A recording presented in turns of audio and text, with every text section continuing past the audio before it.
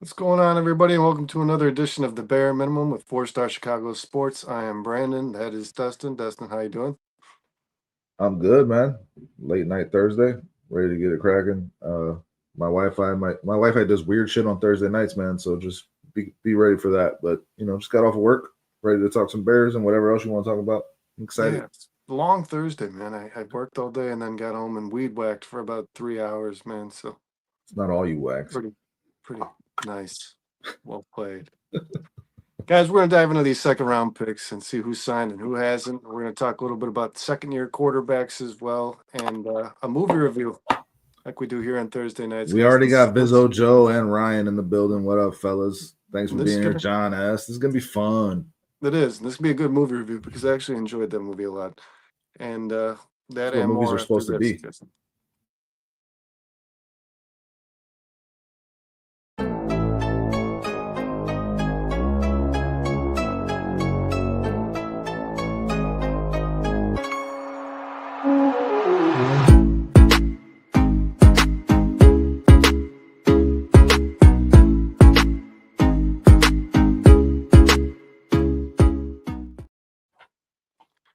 What's going on, everybody? John, Foster, Vizzo, Joe, we appreciate you joining us, guys. Hang out. Please throw some stuff in the chat. We are dying for some conversation.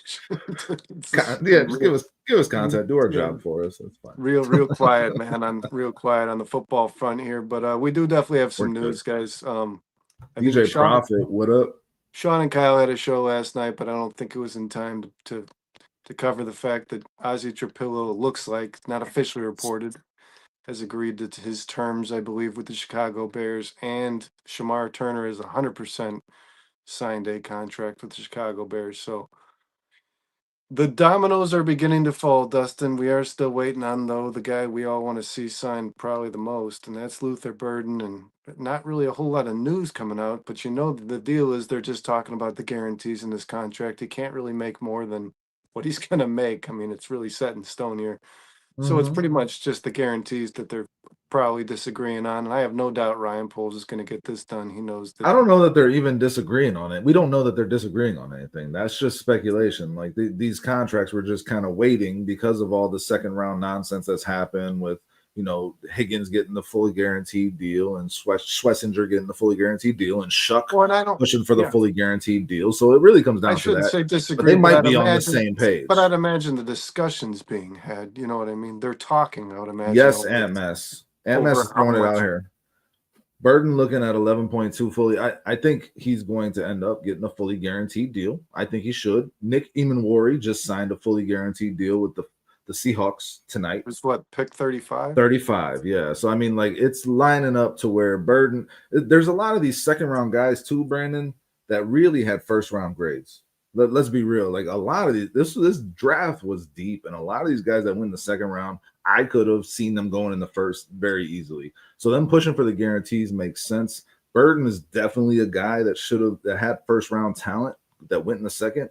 He should fall in line with that to where if not all like 95% of this contract will be guaranteed for Luther Burden. And the Bears need to do right by him because I think this dude is a talented mofo that's going to be very good for him. So I don't think that they're like in a stalemate.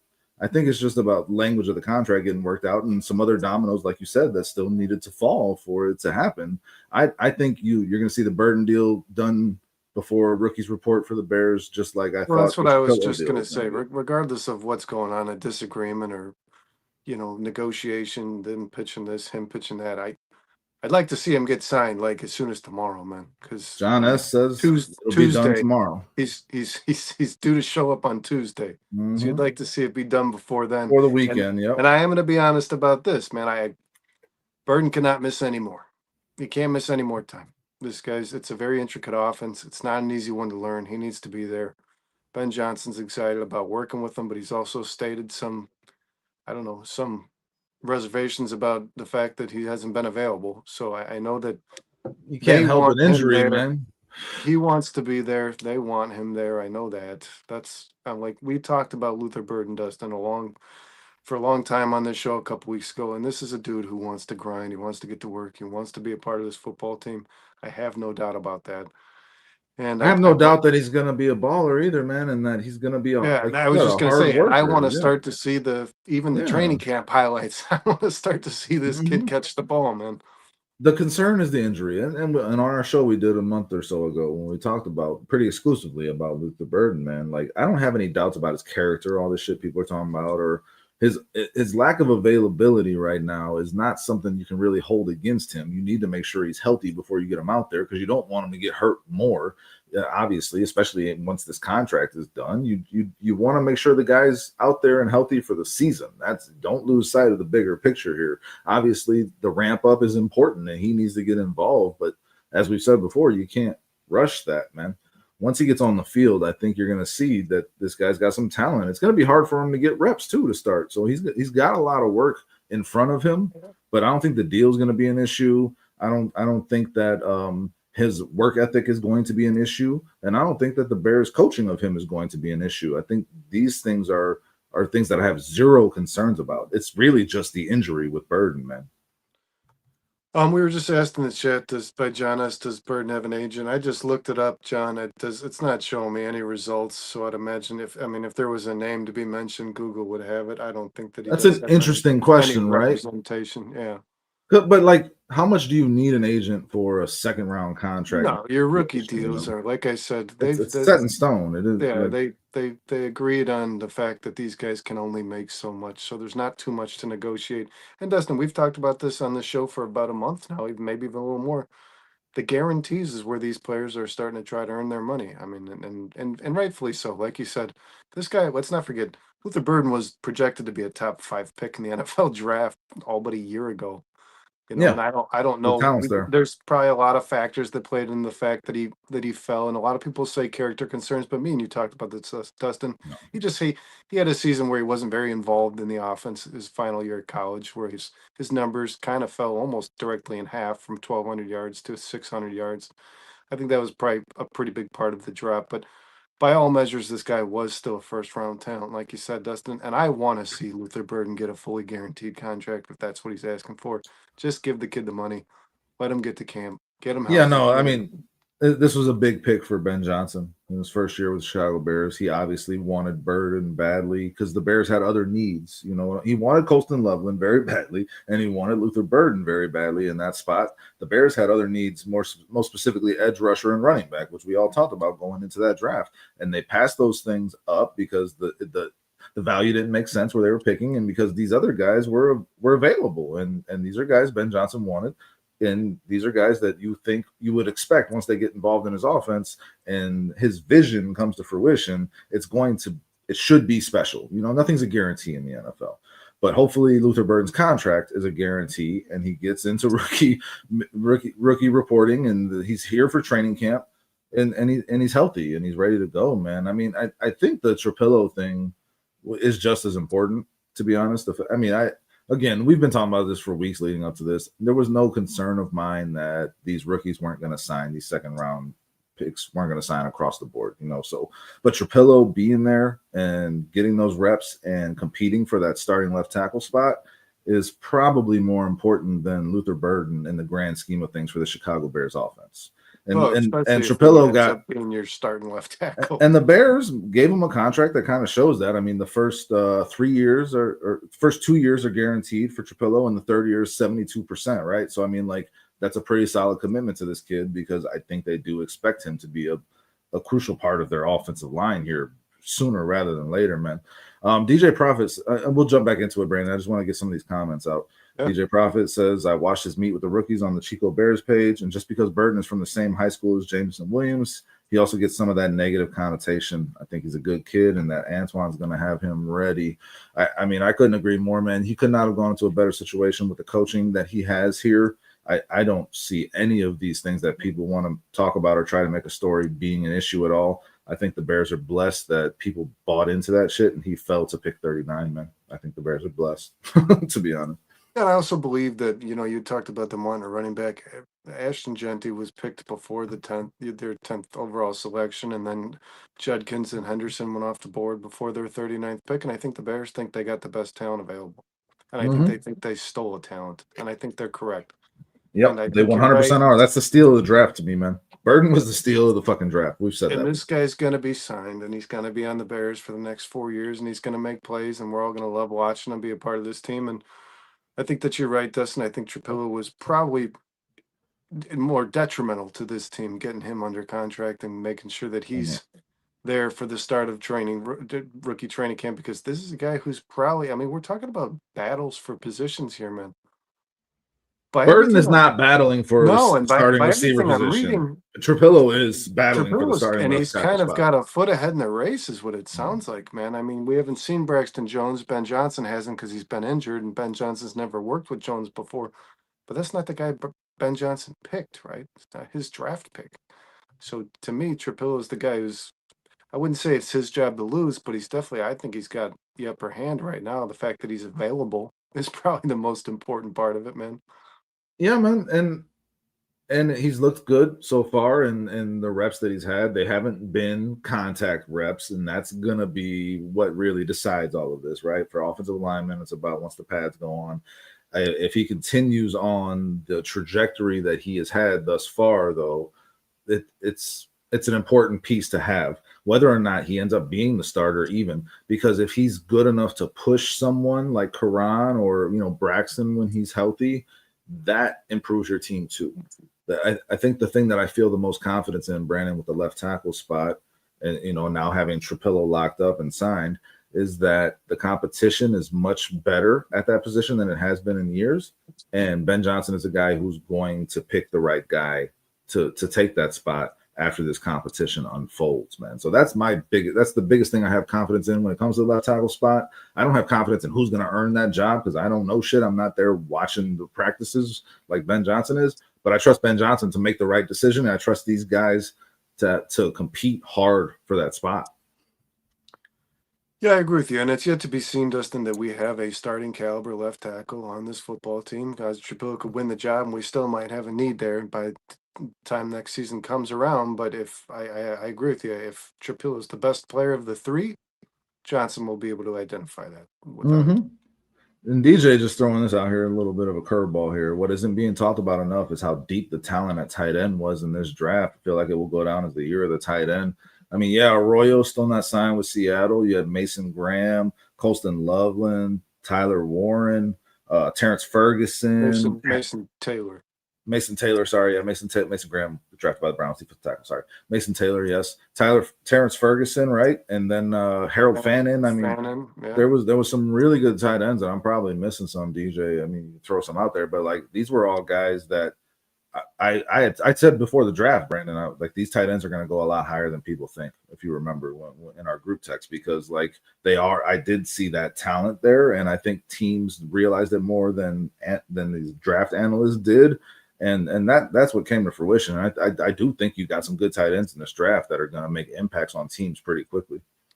Yeah, and there was a lot of this is probably the most like hybrid I've seen in a draft because that's the way this position's kind of being molded now at a younger level, right? These guys now in their high school stage, collegiate stage, they're being taught to be just big wide receivers more so than blockers like the position used to be played.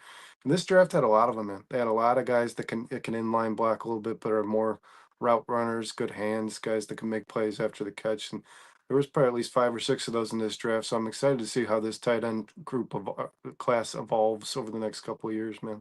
And we're most excited, obviously, to see how Colston Loveland impacts this Bears offense at that tight end position. And he was the And first he's tight end one of them. taken. And He was he's the one of them. first. Yeah. Ben Johnson, the offensive mastermind that everybody praises as like the best play caller in the NFL over the last few years, identified Colston Loveland, DJ, out of all those tight ends you're talking about with all that talent, identified Colston Loveland as the best of the bunch and took him with the 10th pick. So that's exciting too when you relate it to the Bears as well. Yeah, and I think that even put a little pressure on the teams. Dustin, like you said, you knew the tight ends were going to go earlier in this draft. I think take the Bears taking Colston Love and taking the first tight end off the board with a top 10 pick made other teams kind of think like, oh shit, if we want Mm-hmm. a tight end in this draft, we're gonna have to It get our started guy it. Yeah. pretty early. Yeah. So kudos to the Bears for that, applying pressure to the rest of the league. But I believe, and I said this when the draft was made, we were live on air, and I said like if you're a person who defended this coaching hire, if you're a person that trusts this coach Ben Johnson, if you're excited about him being the Bears head coach, then this has to You gotta excite you trust the just a bit. decision. Yeah. Because this is, as a head coach, right? I mean, this guy's been a coordinator in the league, but as a head coach, his very, like, let's say that Ben Johnson has a 20-year career in Chicago Bears organization and he wins multiple Super Bowls.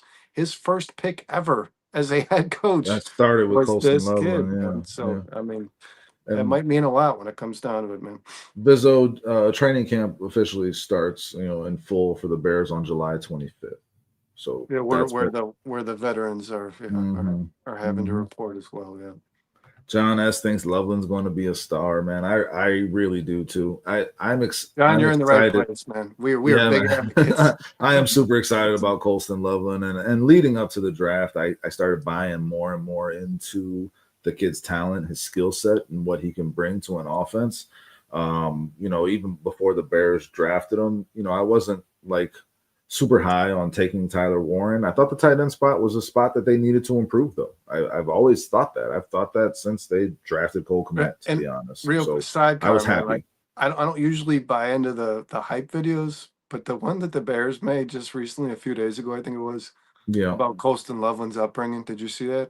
Yeah, I've been watching all those. They just had the one on Luther Burden, staying Yeah. at Mizzou, and Where he's out there ranching cattle and throwing hay bales. I'm just thinking to myself, like, this dude's gonna be legit, man. that's like a throwback This to like dude's gonna snap. Jerry Rice catching bricks and shit. Like all Yeah. these old Or school. JJ Watt. JJ Yeah, Watt yeah. used to like lift tractor tires and stuff out on the farm, man. It was like, when I saw that video though, I'm like, man, the kid at least knows work. Guys, and for reference here, I live on a farm. My girlfriend has 8 horses We out here. fucking know, Brandon. You Yeah. say it. And You say it every show somehow. well, I'm saying it again. And the amount of work is pretty remarkable. It You're just doesn't. basically John Dutton. It just doesn't stop. So I'll tell you this right now. That kid has work ethic instilled in him, Colston Loveland. He probably had to do a lot of it, probably from a very early age, that he had responsibility and chores and tasks to get done. And man, if this is going to become the Colston Loveland love fest, pun intended, then I'm all with it, DJ. Not only does he get the separation, and has like superior route running for a tight end, and that will translate to him being able to play in the slot, which we've talked about, and Ben John's going to move him all around this offense. Not only does he get that separation, if he doesn't get it, he can high point the ball over all these guys. That's the other thing. That's why I firmly believe, man, and I don't know if it's going to equate to the most touchdowns on the Bears. I think, but it's possible. But I think by the end of this season, and you guys can tell me I'm drinking the Kool-Aid too much or whatever. I think by the end of the season, Colston Loveland has established himself as the number 1 red zone target for Caleb Williams in the Chicago Bears offense. I think he is the mismatch that you needed in the red zone. That's why Ben Johnson wanted him more than anything, because the Bears couldn't score touchdowns. Well, and I'll see it, and well, John here says I grew up throwing bales of hay on weekends. Okay, so John, yeah, you know what it's like, and Dustin actually stayed here for a few days and did it. I mean, like, it is hard work, man. It's That shit different. was easy. It's different. I Well, would- when you do 1,200, it's a little different. But I didn't count them. It was a lot. I didn't count but them, but I'll see I'm in the country crazy strong one, man. too. I think the potential, the ceiling for Colston Loveland is because everybody who's a Bears, most Bears fans see how good Tony Gonzalez. see how good this receiving core is, and they think to themselves, like, man, Colston Loveland he's still good enough to be a 700, 800-yard tight end on this football team. Colston Loveland could be a better target than the wide receivers on this football team, strictly from convenience. I mean, that's a position that Caleb Williams likes. He likes the middle of the field. The kid does create separation, and he's a big body target. Say that, but he did not throw the ball Cole Kmet's way very much last year. Whether or not that was like a factor of the offensive play calling or what he was being coached, Cole Kmet did not get involved in the offense very much. Or there was a factor of Cole Kmet not getting separation. Very good. Yeah. No offense to anybody. I'm trying to piss some people off there. But NDJ89, that's a new name, man. I ain't seen this guy in here. What up, dude? How you doing? NDJ89, what's going on, brother? Appreciate you joining us tonight, man. Let's see what he has to say. Potential availability issues with Loveland. Welcome to the bare minimum. Pick, but I do trust Ben Johnson. Maybe less bales of hay would be better for that shoulder. Yeah, no joke. That is work that'll get you injured, man. For sure. Thanks for being here. Hit that like button. Make sure you're subscribed if you're not. My what I was trying to say though, man, is in the eventual, not like as a I'm rookie. I not think this is again a guy that could be playing Travis Kelce like football. That's what I think. That's what I think the ceiling is for Colston Loveland. potential availability issues. I'm not concerned. The shoulder was repaired perfectly. The surgery went well. I think he's going to be fine. Whether or not it takes him some time to get involved and learn the offense, that's a whole nother thing. I mean, when you make these picks, you're not making them to see immediate results all the time either. You don't expect that in the NFL. It's a hard transition, especially for a tight end who needs to learn the run game and the pass game in terms of that playbook. More so than a receiver. So, I mean, Colston Loveland's going to have a learning curve here, and the Bears expected that when they drafted him, and they knew about the injury. I don't think they would have drafted him if the injury The was guy that went concerning. through a ring But of medicals for the Chicago yeah, Bears. but so did Tevin Jenkins. A lot of guys have, and these teams were wrong. I don't think that's going to be the case with Colston Loveland. And the reality is, this you just talked about how much work ethic this guy has. And I mean, the guy played through the fucking injury all year in his last season in college.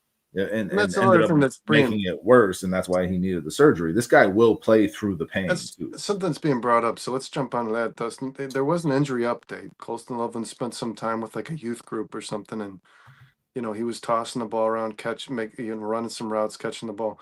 So he was doing what he would have been doing in rookie training camp. But then he said out of his own mouth, which a lot of Bears fans are kind of getting cautious over, or a little nervous about, is he's he's he's he's weary of how the shoulder might respond when he gets into physical contact He again. said he didn't say that though. He said he's not going to know until Yeah, he gets out how there. Yes, basically, how the you're not going shoulder to know. will. And Yeah. I'm going to say this, man. Luther Burden and Colston Loveland haven't played any football, and a lot of people are rightfully so, are concerned about these injuries.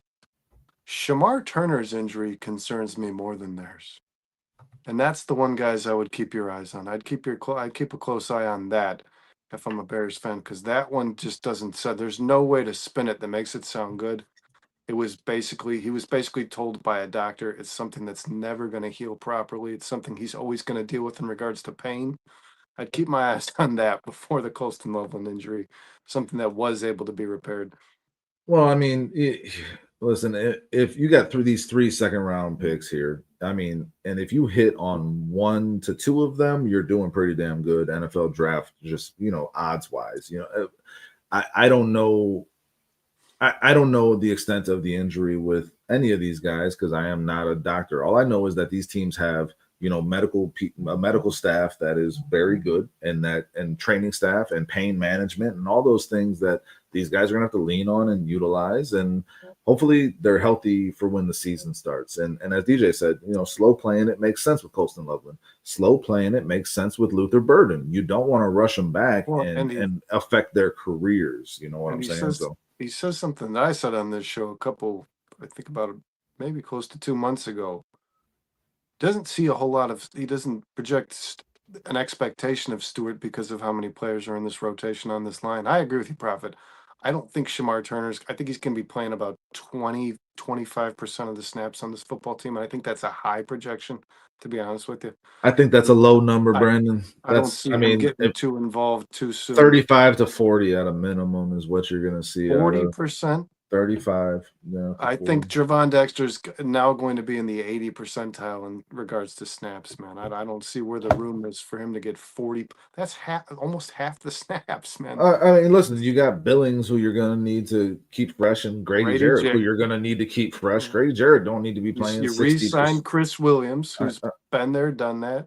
Yeah, I don't need to see much more. I would much rather see Shemar Turner than Chris Williams. If I Shemar don't know that that's the approach by an NFL head coach. If Shemar Turner the veteran or the rookie, I don't give a shit. It doesn't make sense to me that what you have in Chris Williams, and I don't know how much it is, and I don't know that this year is a playoff season for the Bears. Anyways, you got to get this guy playing time.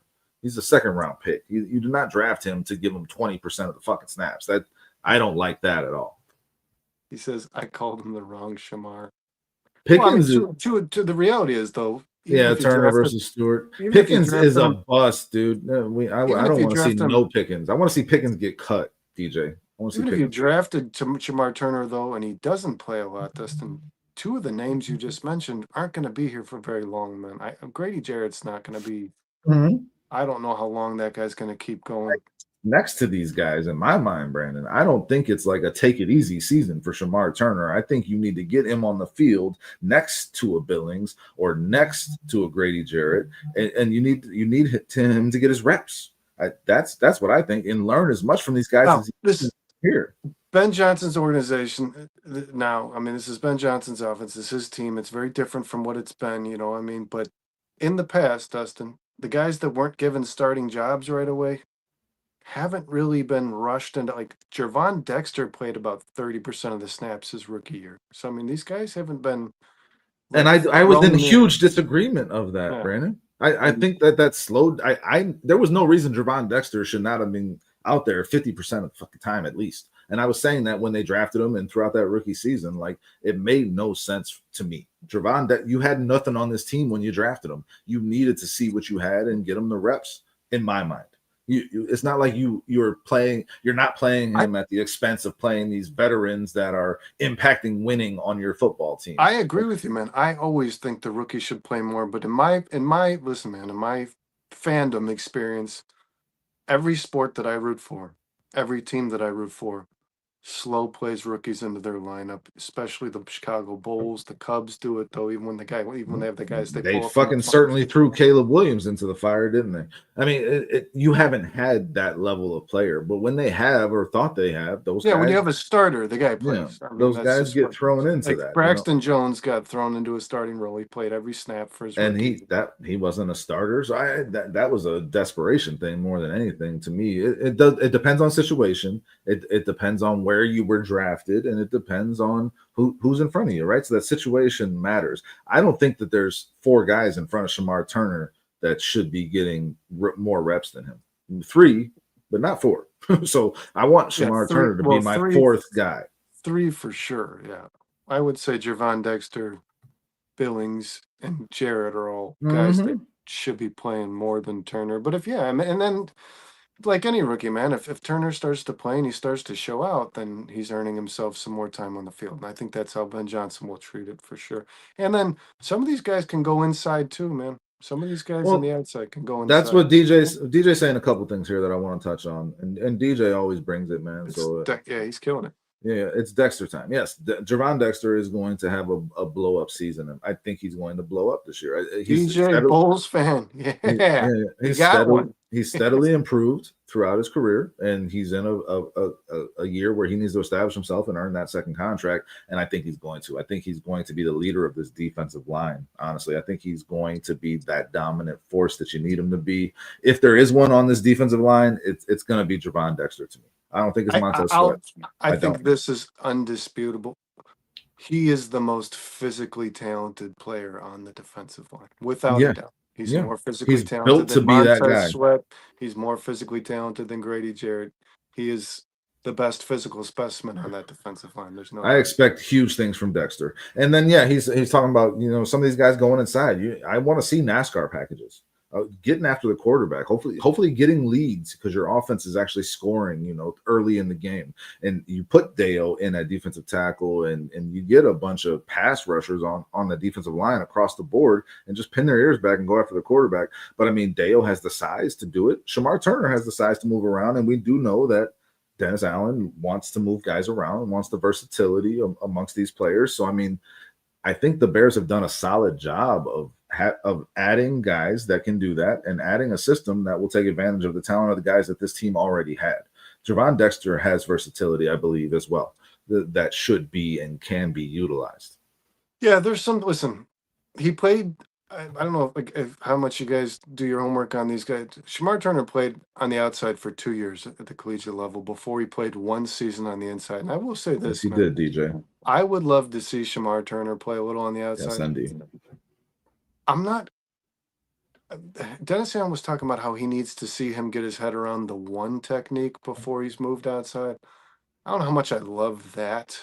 This isn't a very, like, this dude is not Dennis fitting Allen said that. one technique, like nose He's tackle. He said he needs to learn. We want to see him get his head wrapped around the three tech and even the one tech Okay, before he's moved he's a outside. 3 tech. He is not a Yeah, 1 that's tech. what I when He's I not a heard nose that. tackle. When Get I the heard fuck that, I out of here. immediately thought to myself, I don't want this guy anywhere near the nose tackle position, man. I'm If he good. were the nose in one of those NASCAR packages, because you got to understand the assignments in that case, right? Because you still need to have gap integrity against the run in case. But I mean, like, if that were the case, then I could understand that. But I don't want to see Shemar Turner getting very many reps at the nose No, tackle. me I do neither. not want. Or He do does not I. have the size to do that. No, he doesn't. And that No, when I heard Dennis Allen say that, I was like, I'm ND good. jumping in with some stuff. We didn't He really did, comment. Dustin. He did have a really good run grade Yeah, in yeah. I mean, college. So he's a tough dude. He's strong. ND jumping in said scheme change should benefit Dexter as well. That's what I'm saying. Yes, the scheme, the aggressive scheme,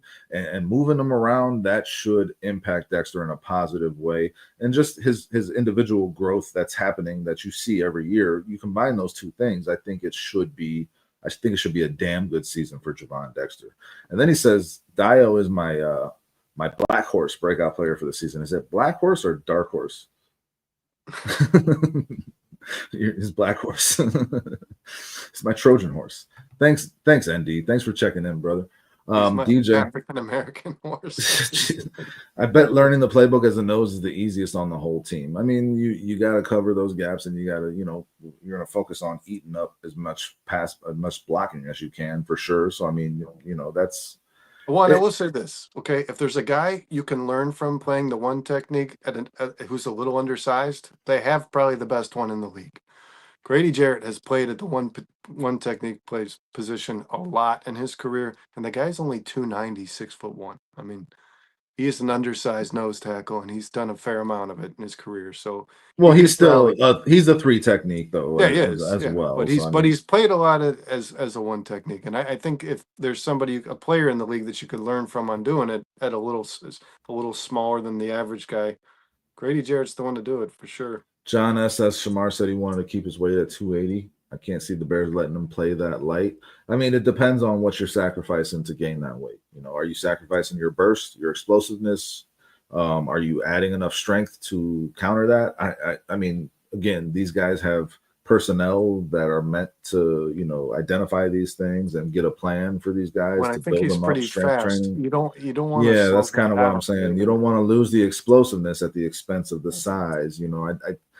I think at the end of the day, if a guy is a good player or a good player, I think that can be established regardless of their size. So I mean, like you talk about Grady Jarrett being a little bowling ball. I mean, he's made use of his size in the way he's needed to throughout his career.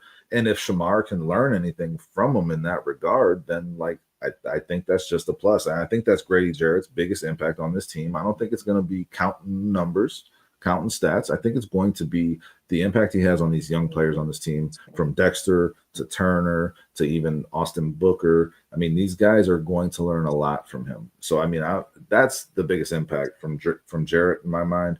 And if Shemar Turner gets moved around a little bit, so be it. I don't want to see him playing the nose tackle very often. That's all I'm saying. DJ says I would rather Grady see him Jarrett. on the outside, Dustin, than Yeah, in the nose position. Honestly. and honestly, I'd rather just see him learn the 3 technique and do it well. That I don't want to throw a lot at that rookie, and that's get your reps at the 3 technique in your rookie season and learn that position and do it well. That's what I would want from him. DJ says he's pretty sure they have a plan for him. I don't want to see Shemar Turner as a rookie taking on double blocks, man. I mean, that's really what the one technique is. You're filling up space and you're taking on, it's 4 versus 5. There's a guy out there who's supposed to consume 2 of those guys on the offensive line. I don't know that Shemar Turner's the guy you want doing that, man. I thought Billings had been doing that really well last Billings season. is great at that, but you need more of it though too. I mean, that is a good point to make. I mean, Javon Dexter is a guy that can do that better than Shemar Turner. 100%. I thought, Yeah. to be honest with you, Dustin, I thought after Billings went out, I thought Walker and Dexter were the best they had on the team, and they kept bringing In in these terms of other guys like the yeah. Chris Williams and stuff. And I was like, man, just let Walker and Dexter fill that role for the rest. Well, the of thing is, you need the rotation, and I think the Bears have and we spent a lot of time on Monday talking about this defensive line, and is it improved or is it good enough, Brandon? And you kind of came to the conclusion that it's not good enough. but I think it can be good enough. And I think they're definitely in a much better place this year than last year in terms of that depth and that rotation. And that's really important. And then you add to that the fact that the coaching is different. The coaching is more aggressive. The coaching is going to be better, I believe. So, I mean, like, I think that makes a huge impact as well. You're banking on you certainly have to bank on the improvement of players who have existed in this league for some time. Like you're expecting Grady Jarrett, which is a hard and ask. Montez Which is a hard Sweat. ask. Yeah, with Yeah, I Montez get that. Sweat and Grady Jarrett to be all of a sudden something better than they've been, and I just don't know that that's the case, man. I don't need Grady Jarrett to be better than he's been. I need Grady Jarrett to be what he's been and maintain that for a couple of years. I need Austin Booker, like DJ's talking about, to step up. I need Jervon Dexter to take that next step. Montez Sweat certainly needs to be better, man. There's no doubt about it. But you need Grady That's Jarrett. The hardest one for me to bank on, honestly. You need Grady Jarrett, more importantly, to not regress, because that's what he's been doing over the last couple of seasons. DJ, it's crazy how much we're thinking alike, man. Because like that's kind of my line for Austin Booker. Like if he can get to that 7-sack, 8-sack mark this season, that the impact that makes on this defensive line and the secondary in terms of the pressure that's being applied, like that's going to be kind of immeasurable. So if you got that guy who's coming in that rotational aspect, the young, guy just screaming off the edge, and he's getting pressure on the quarterback, that will make a huge impact on your defense overall. I think Austin Booker is the X factor of this defensive line. And then, in turn, this defense, really. And I think if he can become what I think he is capable of being. This is one thing I think for sure. I think Flus had him last year focused a lot on setting the edge. I just want Booker to focus on getting in the backfield, man. That's all. I don't throw too much at that. Just let that kid focus on getting after the quarterback. I know that at some point in his career, he'll have to be a well-molded or well-rounded player, but this year, man, second year, he didn't get to play. He played probably more than I thought a project player would last year, but I just want to see this kid get after the quarterback. Pin your ears back. Yeah. ND says coming on those downs. Yeah. ND says Booker is a traits pick bust. So I mean, like there's the two different sides of this conversation with Austin Booker. The traits are clearly there, and I think a lot of players in the NFL draft are traits picks. That doesn't necessarily mean they will become busts. The one thing that I noticed with Austin Booker last year, man, in the limited role that he was playing, and that gives me the most hope, is this guy has a fucking motor that doesn't quit. There were so many times he would be chasing down a play from the backside, from the opposite end of the field, from rushing on the opposite end of the field to then chasing down a running back who got through the line of scrimmage. I mean, Austin Booker does not give up, and he's got a lot of athleticism. There's a few plays I pointed out to you guys over text, man, during games where something was broken, coverage was broken, some assignment went missed, and Booker actually dropped into coverage, and I don't think it was schemed that way, man. I think he noticed that a tight end was kind of floating around without anybody keeping an eye on him, so he actually dropped into coverage a few times. Like you said, man, he's just an you can't coach that motor. You can't coach that. A guy has that or he doesn't. You can coach all the other stuff. You can coach technique, and you can coach discipline. You can coach those things, but the physical abilities that Booker has and the motor that doesn't quit, those are just God-given gifts and then nurture, and he has those things. So like I don't think that those will be things that stop him from being a good player, which gives me confidence that he will improve this season. Yeah, you can't coach that. And I will say this, man, it's not something that a lot of players have, that super high motor, because Shemar Turner, after day one at practice, was reported needing a lot of rest and water breaks. I don't know if you remember that. They said, like, this guy was out of breath. He was just straight out of breath. He needed to step off the field more than once. Booker is not that dude. That kid's just going to keep going and going and going and going, man. I mean, and since we're talking about the defensive line, and these guys Vizzo brought up Dio, says he needs to outperform his previous production. DJ Prophet says he believes his production is top tier. Hurries and hits are top 5 at 2 positions. I'm not exactly as schooled on those stats as you are, DJ, so I'll take your word for that for now. But he says just because the sacks aren't there, don't discount Dial.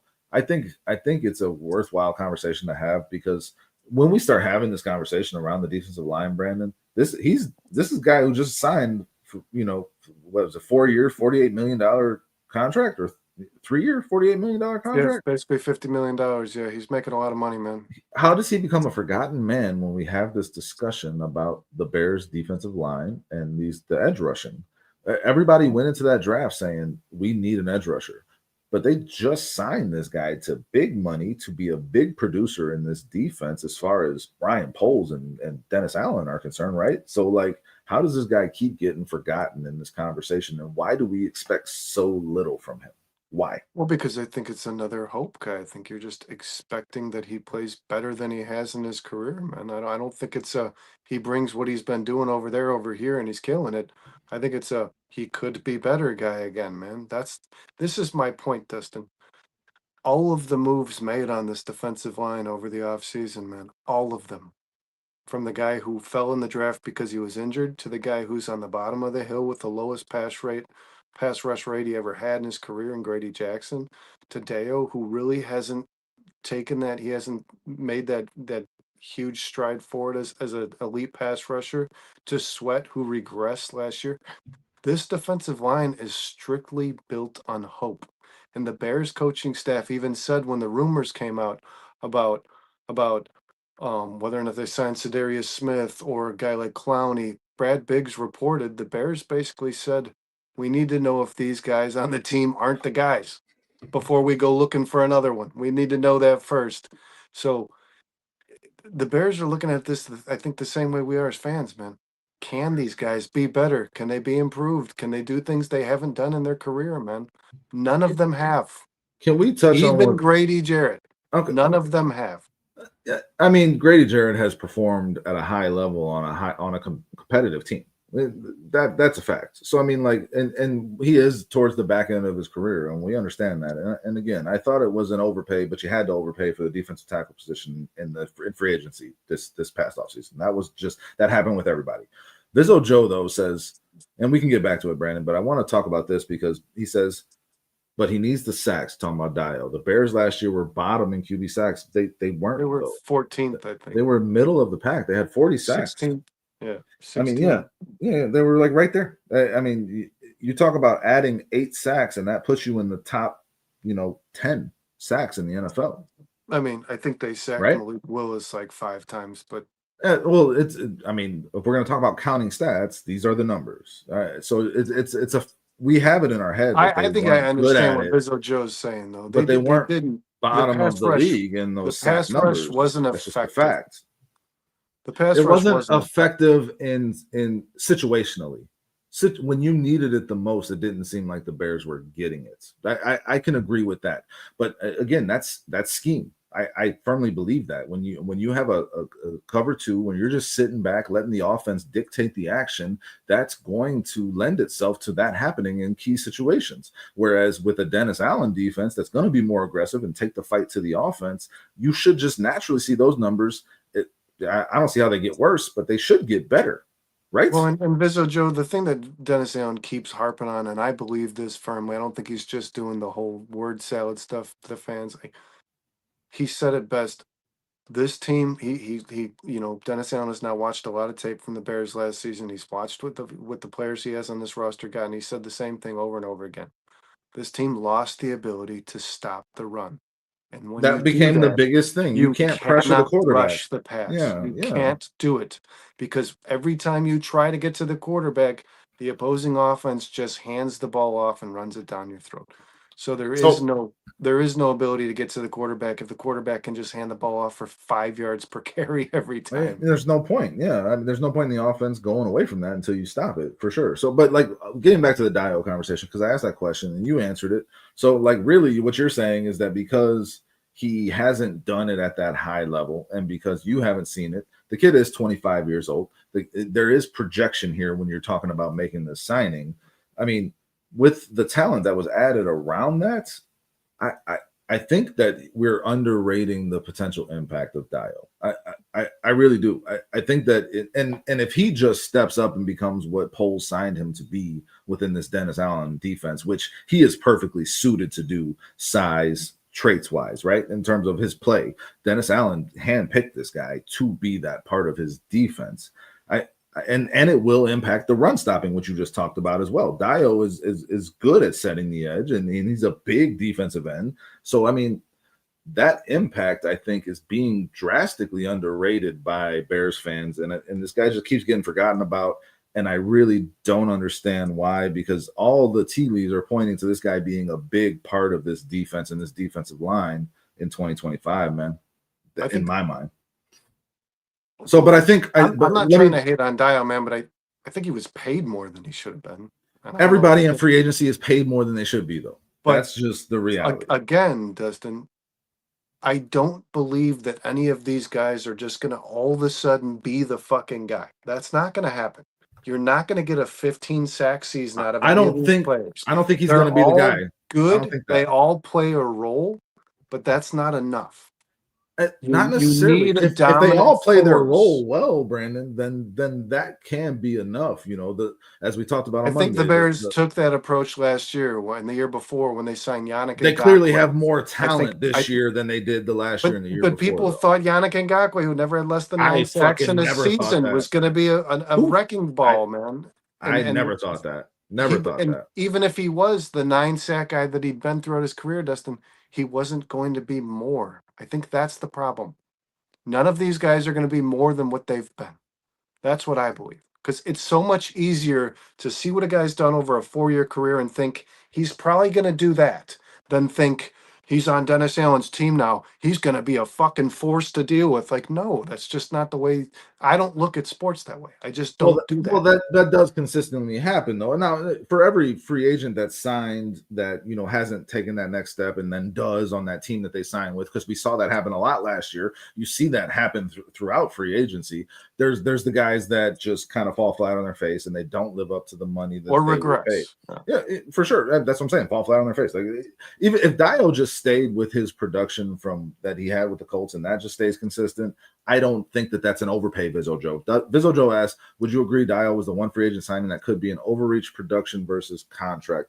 I mean, no, because you when you're in the free market, in the free agency, the open market, you're going to overpay. That's what's going to happen. The Bears identified a need, and Dennis Allen said this is a guy that can fill it, so they had to pay the going rate to get him here. Now, if he maintains his production that he had in Indianapolis, I don't think it's an overpay. If he regresses, Brandon, as you just said, clearly, you know what I'm saying? But if he was brought here to be a part of something that's going to be a unit that is going to be cohesive and have a good defensive scheme that will impact the other team's offense, then I don't see how that can be an overpay, because you didn't have that guy last year. You didn't have that guy at all last year. I think DeMarcus Walker was not that guy. Here's my issue with Dio. He got paid a decent amount of money and he got a 3-year deal. Okay. But it's still, to me, guys, and I'm sure I'm going to catch a lot of grief for this. And Dustin, we've talked about it. We talked about it in a text yesterday. We're talking about it now. He's a Band-Aid, as is Montez Sweat. And as long as Montez Sweat's getting paid what he's getting and Dio's getting what he's getting, they're not going to address this position the way it needs to be addressed. You said it yourself to me. I thought it was a really good point. It is handcuffing this team from doing what they need, getting that first-round talent or paying the guy $150 million, the guy who gets 20 or 15 to 18 sacks in a season.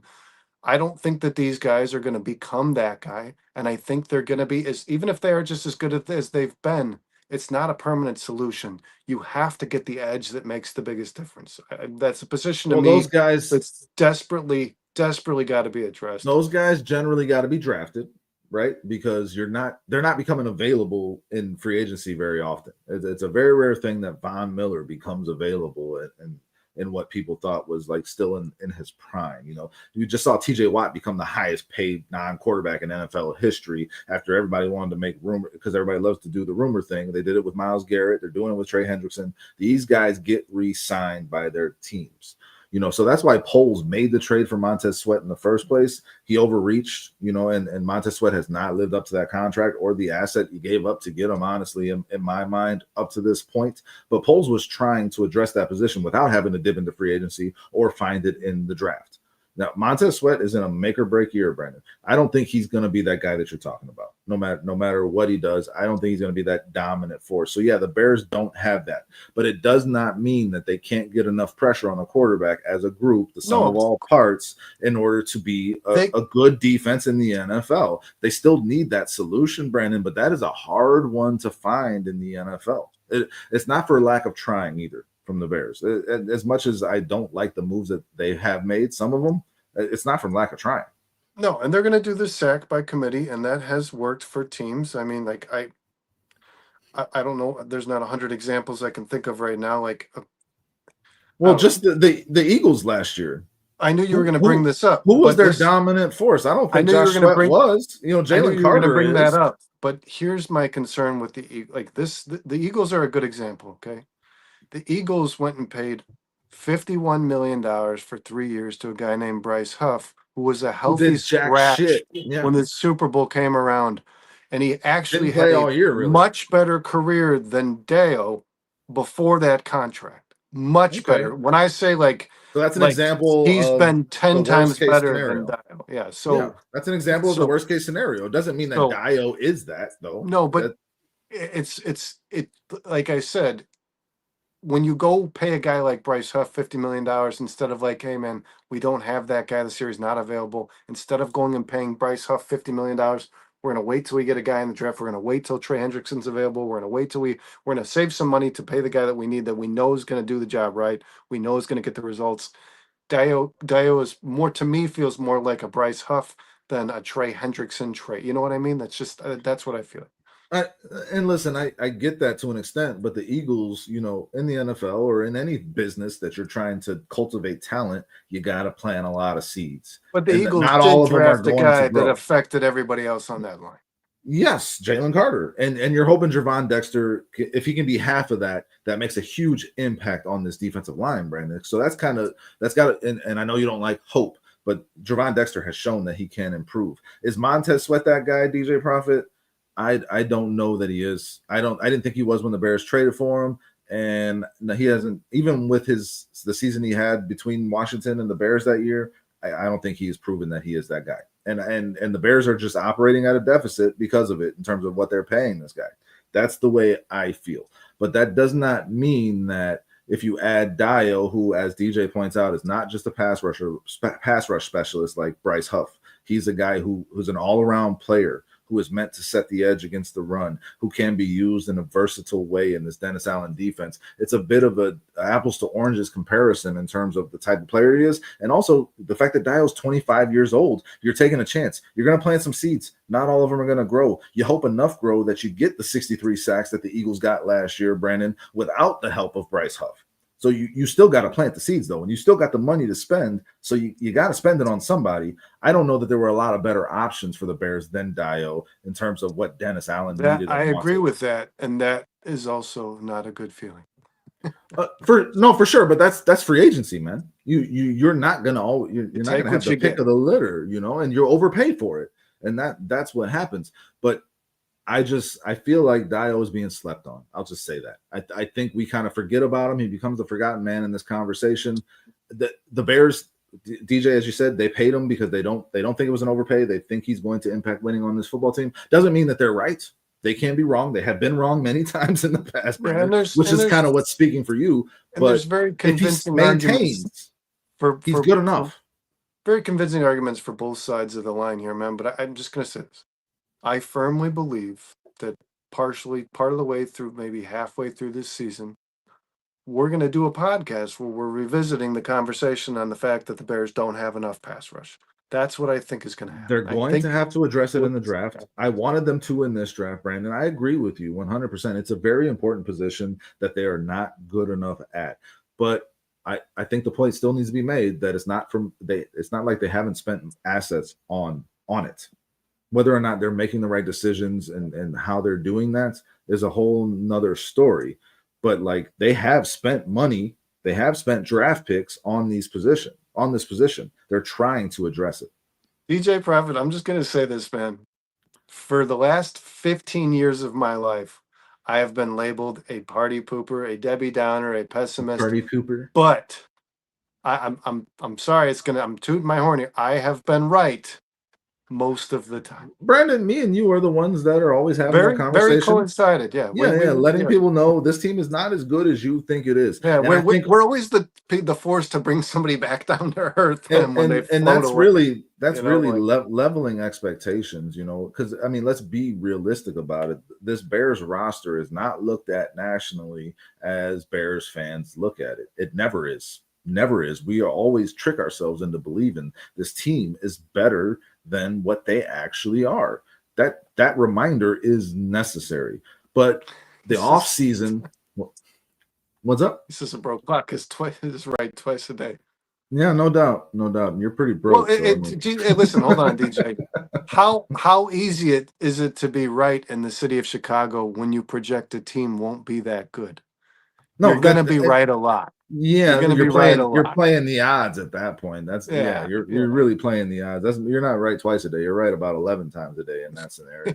But the off season is for hope. But let's just remind ourselves that the Bears tend to win these off seasons and then lose a lot of football games. That is important to note. That does not mean it'll be the case this year. And my biggest source of hope is the coaching staff. Yes, so we can talk about these players not being good enough, Brandon, but coaches can get more out of players than what they are actually capable of. Here's a little optimism for you. You were here on Monday, Prophet. Dustin said something that I think cannot be understated. The reason I have hope this offseason for this football team to be a better, I actually think, Dustin, this team's going to be better than most Bears fans think it is. That's the funny part. I don't think that the defensive line You picked them to win 10 games? 9. I think that the team all around will be, but this is why, because the hope that we had prior to this was on the vision that I think Ryan Poles had. And his vision wasn't very good. It's not his job to identify how to put a team together. It's his job to go get the pieces. My hope now is that the vision is an entirely different person's. Yes. This is Ben Johnson's vision, and he knows what it's supposed to look like. And that's what gives me hope. And I think Ryan Poles, and we said this on Monday, Ryan Poles did a really good job at saying, hey, what's your vision and what do you need to complete it or to get there? And I'll go get it for you, man. You know what I mean? And I think Ryan Poles did a good job at that. And I think Ben Johnson did a good job at relaying what it was. The Bears have not had that symbiotic relationship between the GM and the coach for a while now, right? Yeah, so that is important. And now the person that's in Ryan Poles' ear is we hope a competent person. And at the very least, whether or not he knows how to do it, Brandon, he knows what he wants. Ben Johnson clearly knows what he wants. Every move that happened in this offseason suggests that he knew exactly what he wanted to add to this roster to start making it in his image. And that confidence from the coach and it gives you confidence in the coach. That's what I would say. And then you go back and you look like we thought that the Bears were going to be a better team last year than they were. But if you think about it, Dustin, how fucked up is it that we became so normalized to the idea that like this is our GM's vision?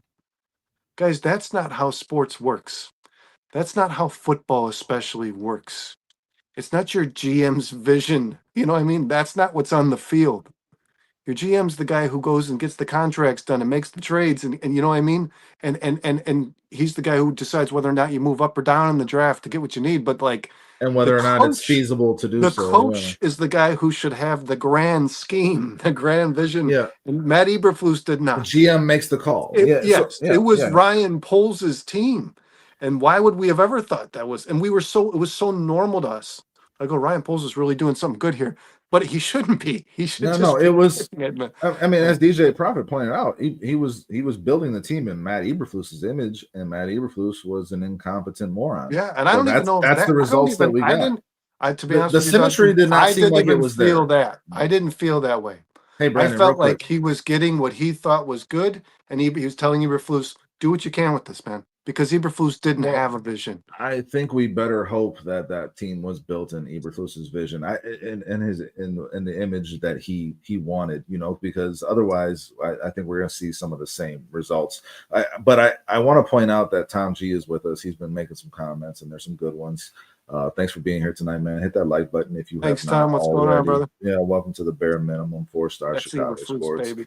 I think Prophet, you're Poles. killing it tonight. He says, I think Poles made a ton of dumb draft picks, but he's also made some good ones. Yeah, I mean that kind of sums up Poles' career this up to this point. He's made some really great moves that have put this team in a better position than it feels like it's been in years. He's But made he's good also and made awful ones. moves. He's also made ones that were bad enough to set the team back. You know what I'm saying? I mean, the two that stand out in my mind the biggest is sacrificing the talent of Jalen Carter to draft Darnell Wright and then end up with Javon Dexter. And then Roquan Smith choosing to trade him away and replace him with Tremaine Edmunds, who is not as good of a player. When you're putting your team at a talent deficit, as we've talked about many times, you're not making the right moves for your team to win football games. So I mean, he's made moves that have kind of put the Bears forward and moved them back. So that's kind of why we're in this holding pattern. Now, the Ben Johnson being added to that equation, as you're touching on, Brandon, I think that's the key to this thing taking off. Yeah. Now the only downside potential is that Ben Johnson is just not that guy. I think Ben Johnson knows what he wants. Does he know what he's doing? We hope so as Bears. And I don't think that Ben Johnson or Brian Poles was getting a lot of help, guys. You might say that this was Eberflus's team and his vision. I don't think it was. I think it Ryan didn't seem like they were on the Poles- same page, Brandon. To me, I think agree. that drawing board during draft day was Ryan Poles and all the scouts. I do, and I think he was getting what he thought was the best talent available and hoping that that would show an impact on the field. But no, that's not how it works. The coach has to know, listen, this guy's good, but he's not what I need. Tyler Warren's good, but he's not what I need. Because you know what I mean? I think if Matt Eberflus was the head coach still, and they needed a tight end, you think it's Tyler Warren because he's would the be on this understood. fucking team. He was Yeah, the understood best tight better end talent. Yeah, in the absolutely. draft. And when you have a guy like Ben Johnson, you start to see those things like, oh, they didn't take Tyler Warren. That's a big shock to everybody because Ben Johnson knows what the fuck he's looking for. Yeah, like I said, he knows what he wants. Whether or not he knows what he's doing, we're not going to know until we see it on the football field. Rookie coach. But he certainly has confidence in what he wants, and Poles is certainly giving it to him.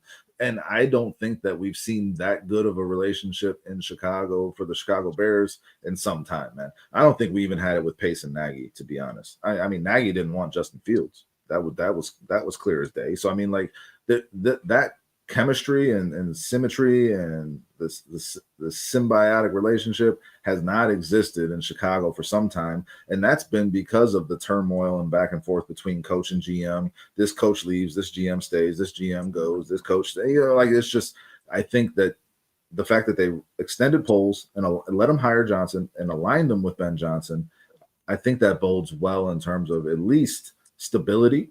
And that hopefully you can build on that stability to success. I don't think the Bears have had that in a long time, Brandon.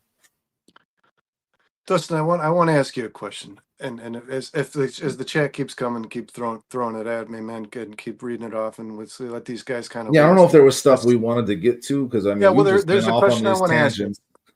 Our guys, you guys, I know most of you were here last night. You watched Kyle and Sean, and they talked a lot. They went pretty thoroughly, and I loved the show. Was great. I went back and listened to it, and they talked very thoroughly about the position battles and Bears camp. And I wanted to propose you this question. The competition is great, and that has been Johnson's motto here so far and early in his tenure as a head coach. But it's what I love about him the most, Brandon. It's not even close. Is there a point where position battles are a reflection of how uncertain your roster might be? I don't think so. No, because I think when you have complacency, that's what works against success. So I think that you're not doing the highest guy gets the most expensive guy plays. I'm glad that that's fucking eliminated and alleviated because I don't want to see any more of that shit. Nate Davis has the contract, so Nate Davis is the starter. No more of that shit. That's for sure. I think all the greatest players of all time in any sport have constantly thought someone was creeping up behind them trying to take their shit. And if you don't feel that way and you don't operate that way, you can never be as good as you're capable in anything in life at the end of the day. So I think competition consistently breeds success. I don't know that there's a detriment to it. Now there's that saying, if you got two quarterbacks, you got none. So I get what you're saying. That's kind of what you're hinting at, right? But like, I think there's a difference between that and then saying whatever you get from me, you're going to earn it. I think there's a difference between those two things. To answer your Yeah, question. Yes, you know sir, what? ND. Very good Like point. like we stated, man, Ben Johnson will do a hell of a job at identifying who the best man is. But I guess another, like, yeah, like you said, if you have two quarterbacks again, I guess I'm in so many words asking these positions where we have these battles where one guy's trying to beat out another guy, where the young guy thinks he could be the starter, but the veteran thinks the young guy's creeping up. Does that just mean you don't have that guy? I Uh, mean, you're let going to me take the best of the worst. Is that? let me answer your question with another question. Would you rather it be last year where Braxton Jones was just the determined starter, going into the offseason, and that is your best player at that position and there is no depth behind them to compete? Would you rather No, be that or would you rather absolutely be not. this And year? Because I know no, which one I would rather have. absolutely not. And I thought, to be honest with you, Dustin, I thought last year Karan Amagaji was going to be doing the same. I thought he was going to be creeping up on Braxton's job. But I That was a do year think too early for Karan, and we saw that pretty quickly. I do think this. I think if the battle at left tackle rolls all the way into like the last preseason game, it means Trapilo doesn't stand out enough. For sure. I mean, I what I have said in regards to this conversation, Brandon, and I will continue to say it, is I have confidence that Ben Johnson will pick the best man of these guys competing for that left tackle spot for the Chicago Bears. I have complete confidence in that. Whether or not that guy that he picks is good enough to hold that spot down and protect Caleb Williams, that's a whole nother conversation to me. If Trapilo establishes himself as the best of that competition, that does not necessarily mean he is a top 10, 12 starting left tackle in the NFL, which is what you want and need when you're trying to protect your franchise quarterback. That's what you want and need. Every team is looking for that guy, a top 10 left tackle. So those two things are two different things. Yeah, I agree. Especially at that position, man, it terrifies you when that's And if John S. said, position battles show a deeper roster. It shows that there's more talent on the roster. more depth. Yes. Yeah, for sure. And you can look at it both ways, Brandon. You can kind of, and I get you're playing devil's advocate to an extent, but yeah, like, do you have Laramie Tunsil at left tackle? No, you do not. Would you rather have Laramie Tunsil than this competition? 100%. But the competition can build something out of these guys that can turn into something special if you've drafted the right guys. That's a good point, Dustin. I think if a guy is concerned, to both ways really, if a guy's concerned that he might lose his job, he might challenge himself to become better, to become a more better, well-rounded physically, or just hit the books harder, whatever it is. I don't. That sounds cliche, but whatever it is to make him a more well-rounded football player. And then the young guy who was drafted in the fourth round, who thinks he's going to be a rotational player, maybe like we just said, get 30% of the snap share. If he gets a sniff at a starting role, that guy's going to How work his much does that ass off. incentivize him? How Yeah, much does that incentivize him? that Yeah. guy's going to work his ass off. If he's like, hey, this door is open, much more open than I thought it would be. Yeah. Yeah, no, and ND says right here, Ben Johnson outlines his philosophy on left tackle, prioritizing pass blocking. And he says that's bad news for Braxton. They want the best pass blocker at left tackle. That has been made clear, and I agree with that philosophy 100%. You need to protect the blind side of the face of your franchise 100%. So whoever established himself as the best pass blocker of this bunch will be the guy who earns that starting job. I have no arguments there. ND J89. Again, thank you for being here. Thanks for your comments. Keep them coming. John S says also shows you are drafting well. Yeah, I mean, if you continue, and that could be the biggest knock on Poles, man. First and second round picks, he seems to he gets guys that are contributors to the roster. Beyond that, you're not building depth in the third through the seventh. And the good teams that stay good, they do that. They do that really well. So I mean, that's what you're hoping for, when you're talking about the guys that the Bears drafted in this draft. Like, I mean, DJ brought up Kyle Monungai. I know he's a big fan of him. Can this guy be a contributor to this roster? Can Luke Newman be a contributor to this roster? Can all your second round picks turn into instant impact players for you in some way, and they play a role on this team that leads to winning? That's what Ryan Poles needs, and this Bears franchise needs, is consistent production from those middle round draft picks to have that depth to make the competition possible in the first place, Brandon. Well, yeah, because I mean, what does it say about Ryan Poles drafting?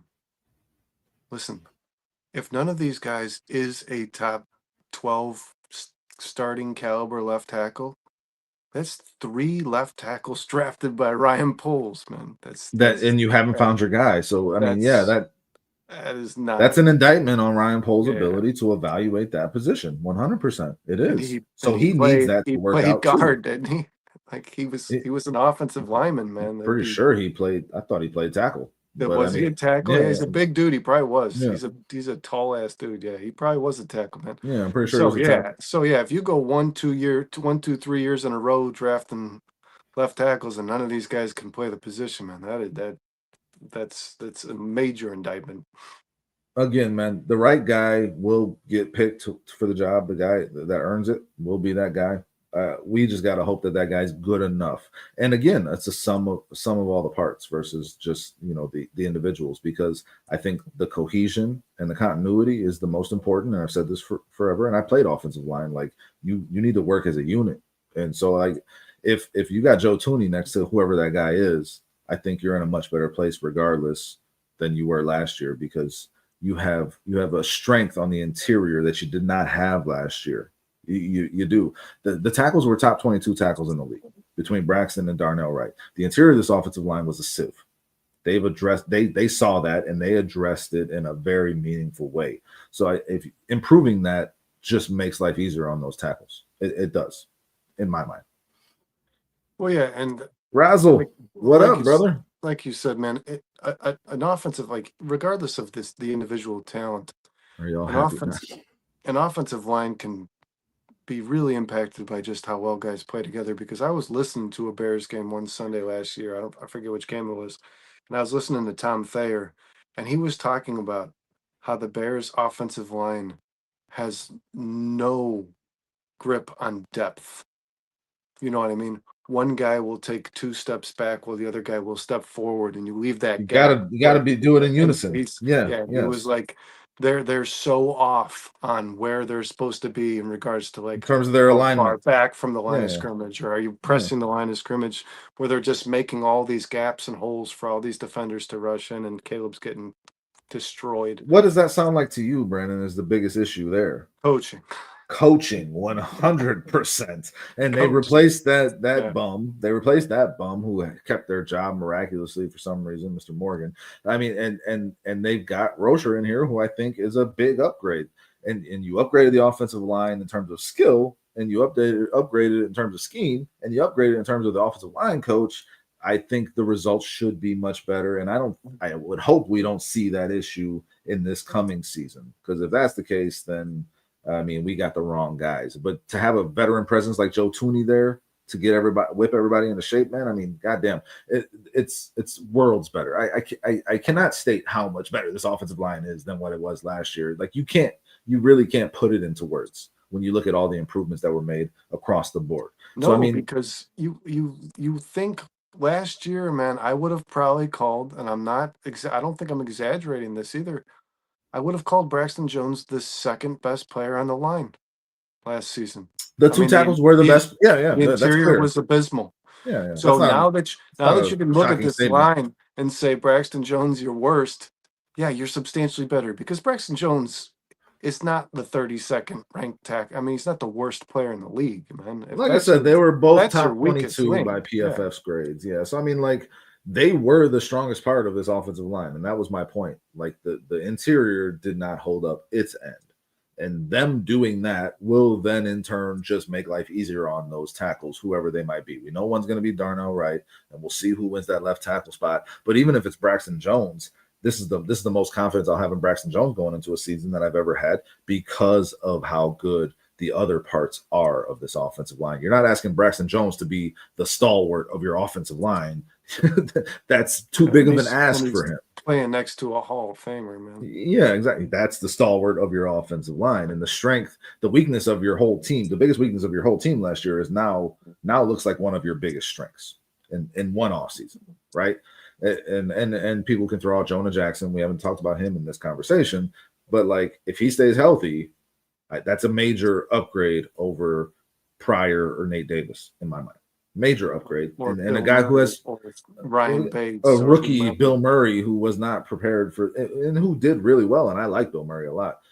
And again, I keep saying that those guys that were in starting roles on your offensive line last year are now the depth. That's a major improvement. So I mean, the offensive line across the board is improved. So if this offense does not take off, then you have some legitimate concerns about Caleb Williams at that point, right?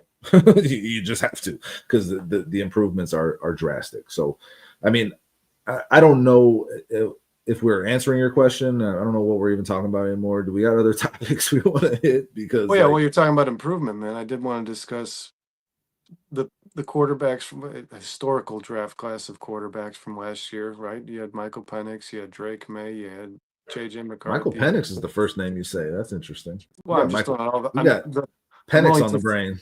So to be honest with you, man, I'm doing the most forgettable players first because I'll forget them by the time I get to the end of the list of good. You know what I I mean? agree, DJ. I agree, DJ. The comfortability that he had with Jonah Jackson was a big part of it's the biggest part of why he's here. So yeah, I mean, I'm in agreement with you there. Jayden Daniels, Caleb Williams, Drake May, Bo Nix, Michael Penix, JJ McCarthy. I mean, this will probably go down as one of the best classes of quarterbacks ever, regardless of how JJ McCarthy plays. I want to know, Dustin, we've talked a lot about the players themselves, who takes the biggest stride next year in regards to how we saw them perform in their rookie seasons, but which team do you think did the best job over the offseason at helping their quarterback develop next season? I feel like this is a easy question, man. It's clearly the Chicago Bears and Caleb Williams. Do you think if you weren't a Bears fan, though, that would be the answer? Like if you're I think so. You're a Raiders fan, you're saying, oh, that Bears team. I think I'd be looking at the moves that the Bears made in terms of their offensive line and say there was not a team that needed to make those moves, those kind of moves more than the Chicago Bears. Yeah. In terms of what Caleb Williams and everybody's jealous of our Ben Johnson. So. Yeah. I mean, you look at the things that hindered Caleb Williams last year, besides his own doing, right? Did I miss something? Did I miss a joke you made? Well, no, I said everybody's jealous of our Ben Johnson in my head. That's your BJ? Two letters away from like Big Johnson. Oh, yeah. Okay. There you made me laugh. Yeah. Okay. I got you. Everybody's jealous of our Johnson. Yes. Yeah. That should be a t-shirt, Brandon. We just came up with a t-shirt. It should be a t-shirt. We got to do a 4-star. We got to do a 4-star shirt. And then on the back of it says everyone's jealous of our Johnson. I like that. Yeah, no, I'm glad I had you reiterate because I did not even. Hey guys, everybody in the chat, would you take that t-shirt? Would you want that t-shirt if we made that t-shirt? Fuck yeah, they would. I don't know how you wouldn't. Listen, man, when you again, besides the things that were of his own doing in terms of holding the ball too long, which was the biggest knock on him coming out of college, which it's still transferred to the NFL. Yeah, rightfully so. Yeah. But like DJ says he would buy one. But I mean, like, that was coaching and that was the offensive line. Those two things in tandem kind of just tanked Caleb Williams' rookie season. And any non-Bears fan could see that from afar, I think. So when you see the moves that they made to impact those things, I don't think you can say that it's – I mean, Jayden Daniels, they did the offensive line rehaul before he got there as a rookie, right? So they did that in preparation for last year. In terms of this year, the improvements that have been made, Brandon, we're gonna make these shirts. We have to look what NDJ just said. That's amazing. You guys are fucking awesome, man. He says, as a Johnson, I would, but I expect a family discount. Okay, so NDJ is your initials, last name Johnson. Gotcha, man. That's awesome. Sorry, that's fucking perfect. No, and I agree with you, Dustin. And I also think this. Do you remember? Well, first, so you agree that the Bears made the most improvements for their second-year quarterback? And I told you I was trying to convince myself all day that I was. I don't think biased, there's any way, but I'm not being biased. No. And you look at who they drafted as well, man. People were happy about Shane Waldron in the offseason. You remember last year, me and you were, I think it was like week 2, man. We were texting each other like, there's just no rhythm. There's nothing. He's not doing anything to lead in anything, to do anything. Brandon. Like, Caleb in his rookie, very first debut, you were like, he's not doing anything that you would do for a rookie. Everything was off kilter. Yeah, you weren't what the hell setting him up for success. We're not getting the run established. No quick passes. Nothing. No play action. Yeah, no it was play just action like, what the fuck is going on here, Brandon, man? I was on. We started this podcast last year, that season, and I was on here on week 2 saying Shane Waldron and Matt Eberflus need to be fired. I was on a podcast saying that. So yeah, like we saw it pretty early on that it was not working. You are 100% correct. So go ahead and continue to make your point. I'm sorry. Well, no, it's just the play calling alone. Like, let's say they didn't even improve the offensive line. You could at least have a guy who probably knows the concept of making quarterback comfortable in the first quarter of a football game, man. I mean, that's just ridiculous how much play calling can affect a young player in the NFL, a guy who's getting used to the speed of this game. The one thing you can do for him, man, as a coach is fucking slow it Slow it down. down a little Yeah, bit. like Slow it what? down. Just Give them some nothing. confidence. No attempt at Yeah. all to do that. It was just remarkable, man, how poorly that went. So I mean, like that's kind of my point, man. When you look at these teams, and who said it, Bears, Pats, because I think the Patriots made a lot of improvements too. John S. Their Yes, I draft mean was graded like number one. they had an amazing draft with Travion Henderson, Kyle Williams, specifically sticking out. Will Campbell, obviously. I mean, they're trying to improve that offensive line. They hired Mike Vrabel. I love Kyle Williams. I really do. I think he's going to be a dent. And they signed Stephon Diggs. So the Patriots made a lot of good moves too, but they have not improved that offensive line, which was worse than the Bears probably last year. Enough. Yeah, they haven't Right? improved it enough. They didn't improve it the way the Bears did. That's for sure. And I thought that was you could have not added any weapons. You could have not drafted Colston Loveland. You could have not drafted Luther Burden. You say you draft a defensive end and you draft a defensive linebacker, whatever. I don't give a shit. They still would win this conversation, Brandon, because of what they did at offensive line. Because there was not a player more than Caleb Williams that needed that. There was not a team more than the Chicago Bears that needed that. The amount of improvement that they made at the offensive line, and then bringing in one of the top 5 play callers in the NFL to establish that rhythm that you're talking about. Just by doing those two things, the Bears win this conversation in my mind. But then you add on Colston Loveland, Luther Burden, Ozzy Trapilo, and I'll throw Luke Newman in there and Kyle Monunga even for you, DJ Profit. They made a very concerted effort to surround Caleb Williams with what he needed that kept him from being successful last year. Yeah, NDJ makes a good point here too, man. I forgot about this. They were basically stating that like this Shane Waldron is the first coordinator that ever played for these players on this offense who didn't script the first like the first game, drive man. or two. Yeah. I mean, and that conversation works both ways because I remember that was all the fuss with Matt Nagy was like that script looked great. So scripted. Well, it was good. They would score on that first drive, but then the defense would adjust and they had no fucking idea what to do. So I mean, like it kind of stuck to the script. Yeah, it can cut both. Stubbornly stuck to the script. Yeah, once the script was gone, you didn't really have an offense. So I mean, like it can cut both ways, and I don't know how much I buy into that, but that rhythm, establishing that is part of that script, right? Getting the quarterback, being intentional in terms of drawing up plays that will get the quarterback eased into the game and build confidence play by play by play, right?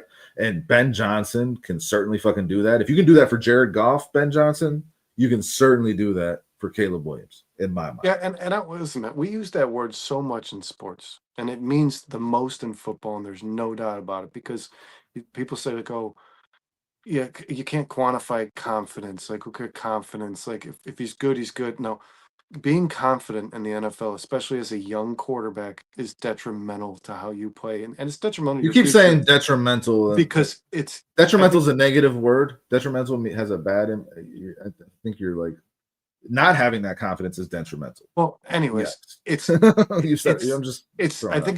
think confidence is really the alleviation of fear. It's critical. It's critical for sure. I think it is.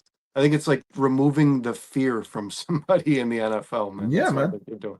And when you make a mistake, having that confidence enables you to go back out there and play above that mistake and move on from it. So yeah, you're 100% correct, Brandon. But in this conversation, I think it is important to note that the Commanders for Jayden Daniels, who had the best rookie quarterback season I've ever experienced in my mind. I've never seen it one better, to be honest, in terms of performance. Well said, DJ Prep. Success. But they did add Laramie Tunsil, and they did add Deebo Samuel, who is the best yards after catch receiver in the NFL for the last 5 years. You can make that face, but he is. No, he's not going to be this year. Don't count him out yet. I love Deebo, and I think he still has a lot to bring. So I don't know. You said you had the list of moves. Am I missing anything with the Commanders? Those were the two. They re-signed both their tight ends. Zach Ertz was the notable name. I don't. Yeah, Zach Ertz was big for that. The other guy was nobody. They have there's man. I don't like. I'm not breaking news here, guys, because there's no. This is just. It's being subtly reported.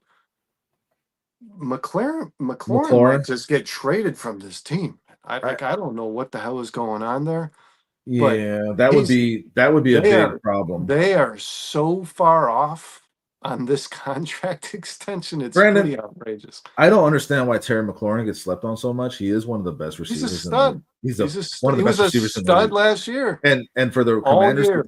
For the Commanders to go out there and add Debo Samuel to that receiving core, which had nothing besides Terry McLaurin, as far as I'm concerned, a bunch of scrubs that played Yeah, above their weight. they lost all those guys, Yeah, by the way. yeah, All and they don't those. even have those. But like, if you added Debo to pair him with Terry McLaurin, now if you lose Terry McLaurin, and that is a big regression in my mind, because Terry McLaurin is the number one receiver in this league, and the guy's, like you said, he's a stud. So I mean, like, they need to figure that out, because they need him on this team in order for them to have had a positive offseason for Jayden Daniels. But if those two guys are together, Brandon, Jayden Daniels is in a damn good spot. He is. So I mean, I don't want to like leave them out of this conversation. Yeah, everything they did, Dustin, was on defense. Yeah, and they needed that. Their defense Oh, they was re-signed KJ horrid. Osborne, but he didn't make much of an impact last year. So you said, well said, to DJ Prophet. So I just want to read it. My favorite thing about Ben is he isn't beholden to a scheme. He has Oh no, what he's the one such a line is catalog. he He's not said a he's play not a caller. He's a play problem caller, he's a solver. problem Well, solver. yeah, I was going to get to that after this. Yeah, he has such a catalog of ways to beat what they put in front of him. Yep. And then he says he's not a play caller. He's a problem solver. And Ben Johnson has come out and stated, like, I am not just, copying and pasting this offense that I had in Detroit here. This is the biggest thing, guys, to me. And I he was so said it. happy to hear it. He's said it repeatedly. He said it in his first press conference. They're going to tailor this offense to the strengths of Caleb Williams. They're identifying the strengths of Caleb Williams. They're trying to mitigate the weaknesses, and they're going to tailor this offense to those things. That you're talking about confidence for a young quarterback, Brandon. How much confidence does that give Caleb Williams? Like, they're building it around me. So I mean, like, everything that you want is happening for Caleb. Whereas like last year, they kept saying they got this plan for Caleb, and then, well, we got a plan, and everything's built around Caleb, but like, you didn't do anything about your fucking offensive line. So like, you can't really, you're talking out of one side of your mouth, but you're showing me something else over here. So I mean, you actually believe it this year. So that confidence that you were talking about, Brandon, that should be huge in Caleb Williams, because the Bears did everything this offseason to set him up for success. And we talked about him And Monday. we just had Phil join us. What up, Phil? Thank What's you for up, being Phil? here, bro. Man, we missed you, man, bro. It's He's good gonna to be see hitting you. the Man. gym soon, I'm pretty sure. Glad you're here, brother. But that's another thing we talked about Monday, and it can't be understated as well. Is Ryan Poles learned from that mistake? I mean, he loaded this team with he thought was just enough skill power to be a high powered offense with Keenan Allen and Roman Dunze. You know, I mean, he doubled down on the wide receivers, and he learned pretty quickly without the protection for your quarterback, those things don't All mean a that thing. shit don't mean a So thing. this Yes. year he was like, I'm gonna fix the offensive line and then keep adding to this offense and Luther Burden and Colston Love. And you know what I mean? So it's like now it's rolling on all cylinders for sure, Dustin. Like you said, the relationships never existed in Chicago between the coach and the GM like it has right now. I firmly Bro, believe that. Broski said, did Burden sign yet? No, I mean, but he will be signed. That is going to happen. And I No, and he's think probably gonna get a guarantee. fully guaranteed is what I would expect for Burden. And the Bears should not be shy about doing that. Not in my mind. I think this guy is a stud, and I think he's going to ball out for the Bears sooner rather than later. So hopefully by tomorrow, as we said, we're reading that he signed listen, that deal. I am not taking anything away from him. I'm glad that he's here. I don't want the Bears to move him. He's a detriment, not a detriment. I don't know what I'm looking for, Dustin. Fuck off. He's going to be a major player in this. But at some point, guys, your hope is that Luther Burden and Rome Odunze are your 1 and 2 wide receiver of your future of this franchise. That's what your hope is. You've drafted these guys pretty high. You've put a lot of stock in Rome Odunze here. I would imagine DJ Moore will, at some point, I would probably bet that the Bears see him as trade capital at some juncture of his career here. And those Is two Burden guys, fully healthy? No. Burden is not fully healthy as far as we know. No, that's so. I mean, again, when you're looking at it, it seems a little concerning for sure. I understand. I have confidence in Burden. I have confidence in the Bears process right now, and I don't know why. Don't ask me why. I just do. I expect Burden to be be good for the season, and I expect Burden to sign this contract here pretty soon. Both of those things are going to happen. So And we'll, and, and, we'll see how it goes.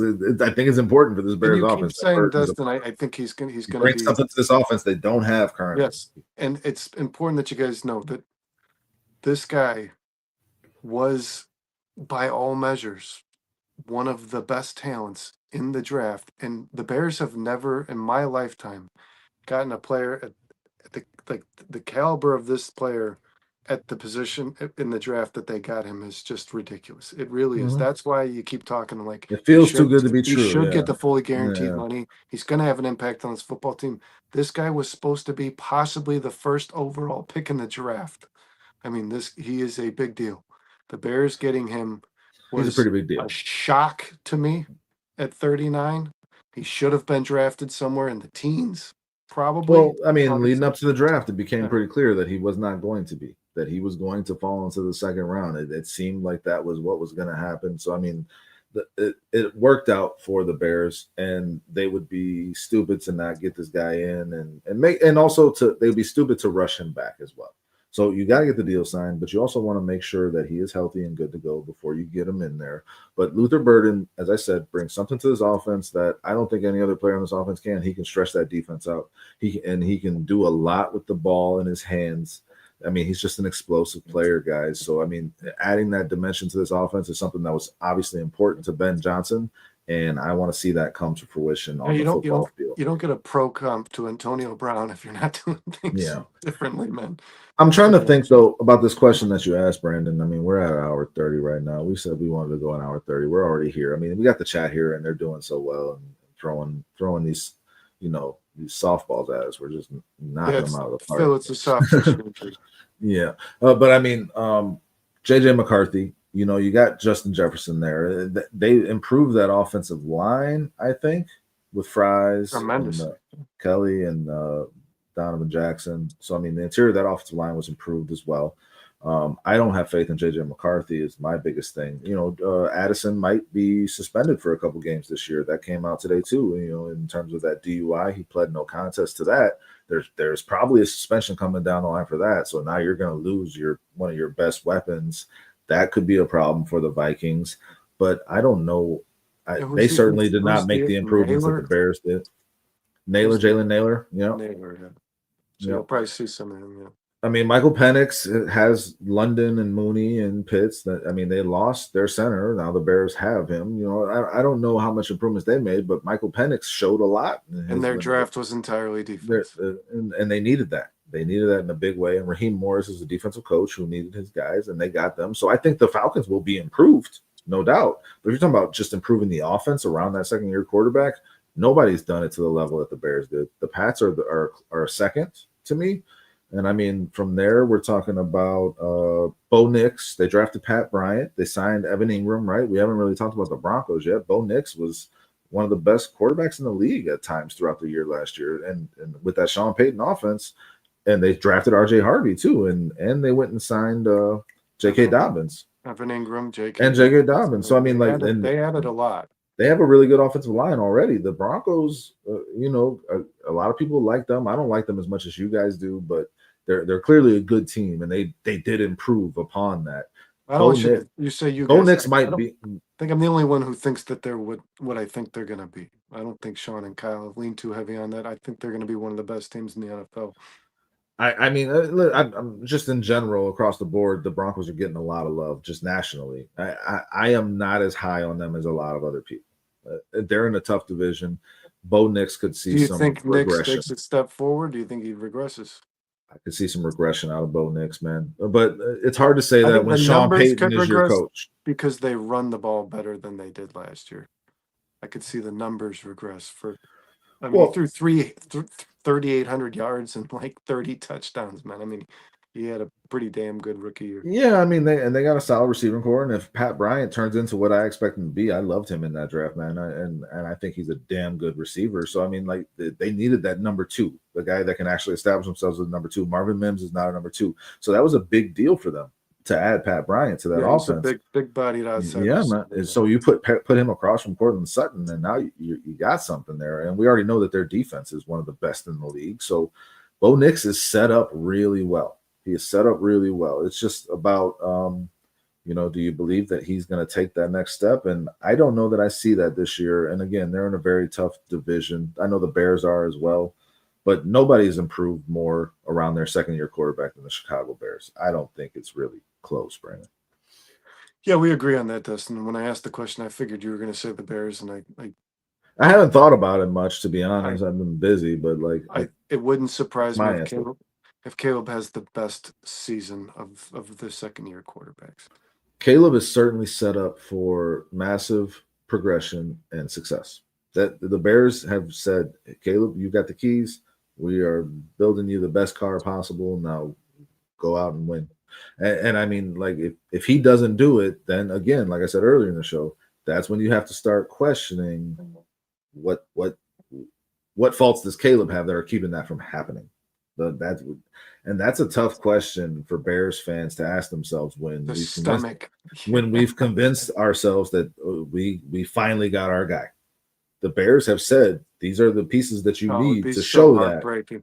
Oh my, it would, and that's a really tough thing to even think about looking forward. But that the probability of that does exist. It's not an improbability, so we should be prepared for that in some way because the Bears have eliminated all the excuses that were there last year. Eliminated all of them. Now, if that doesn't happen, if that doesn't come to fruition, Caleb's 4,000-yard season and showing that he's better, that's a problem. That's a big problem. Phil says 4,200 yards, 32 touchdowns, 12 interceptions. Phil, that's pretty in line with what Ben Johnson did, the impact he made on Jared Goff. Mm-hmm. That's the other thing that we look to when we talked about that in previous shows. The amount of improvement that Goff had. You brought that all up. That was a good show, man. The amount of improvement Goff had from 21 to 22. I mean, just massive increase in production. So I mean, like you would hope that we can get the same thing out of Caleb, and I personally believe that Caleb is a much more talented quarterback than Goff. I thought Caleb was a more talented quarterback in college than I thought Goff was in college. I just think he's a better prospect. So I mean. Ben Johnson has this guy that he chose the Bears because of in Caleb Williams, and he's going to do everything in his power to make sure Caleb Williams silences all of his doubters this season, not next year, this year. That is the goal.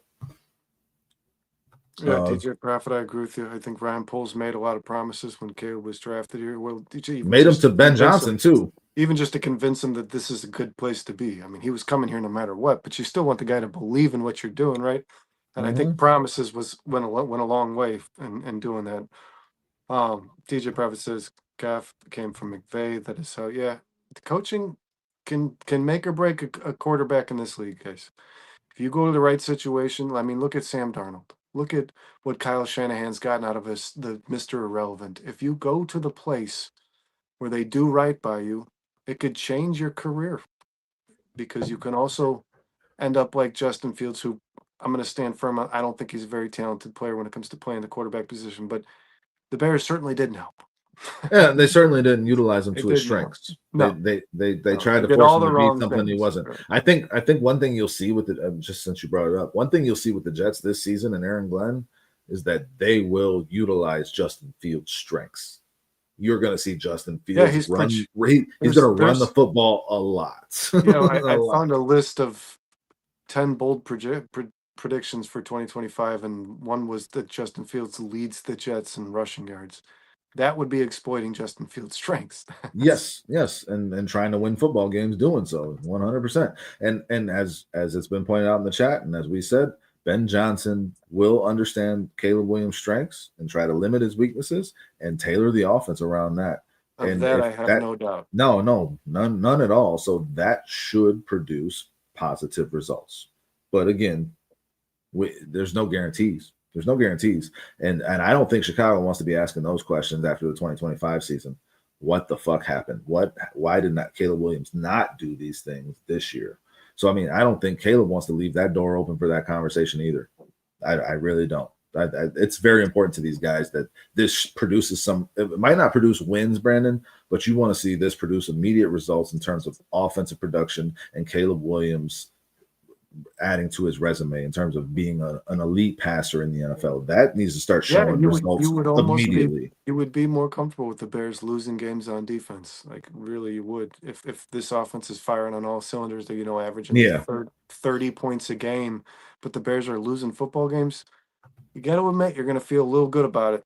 You know what I mean? Like, oh shit. I can root for that, and I can get behind that. You can Yeah. start to see that vision that we started out the show talking about with Ben Johnson coming into play and really starting to establish itself. And you could see you don't want to, it's like calling a no-hitter, but you could see that the Bears really do have a franchise quarterback if that's the way this offense is humming next season, man. I mean, Broski, I agree with you, man. I'm not saying that the Ben Johnson's going to turn this whole organization around in one off season. That's not what I'm saying, Brandon. That's not how you're interpreting what I'm saying, correct? And like, no, you it's literally more just than a said 1 year it fix. won't come with wins. I mean, that's Yeah, but this is the quarterback whisperer. This team spent a lot of money and a lot of time improving the things that everyone thought were the issues with Caleb Williams' performance. And if those things don't produce positive results, those improvements that they've made, that that's will right. open up the door to a lot of scary questions. Chicago Bears If he's fans. still Yes. missing on deep passes and taking sacks with a good offensive line and a good play caller, Caleb's the problem. That's a Caleb problem. That is not a Chicago Bears problem.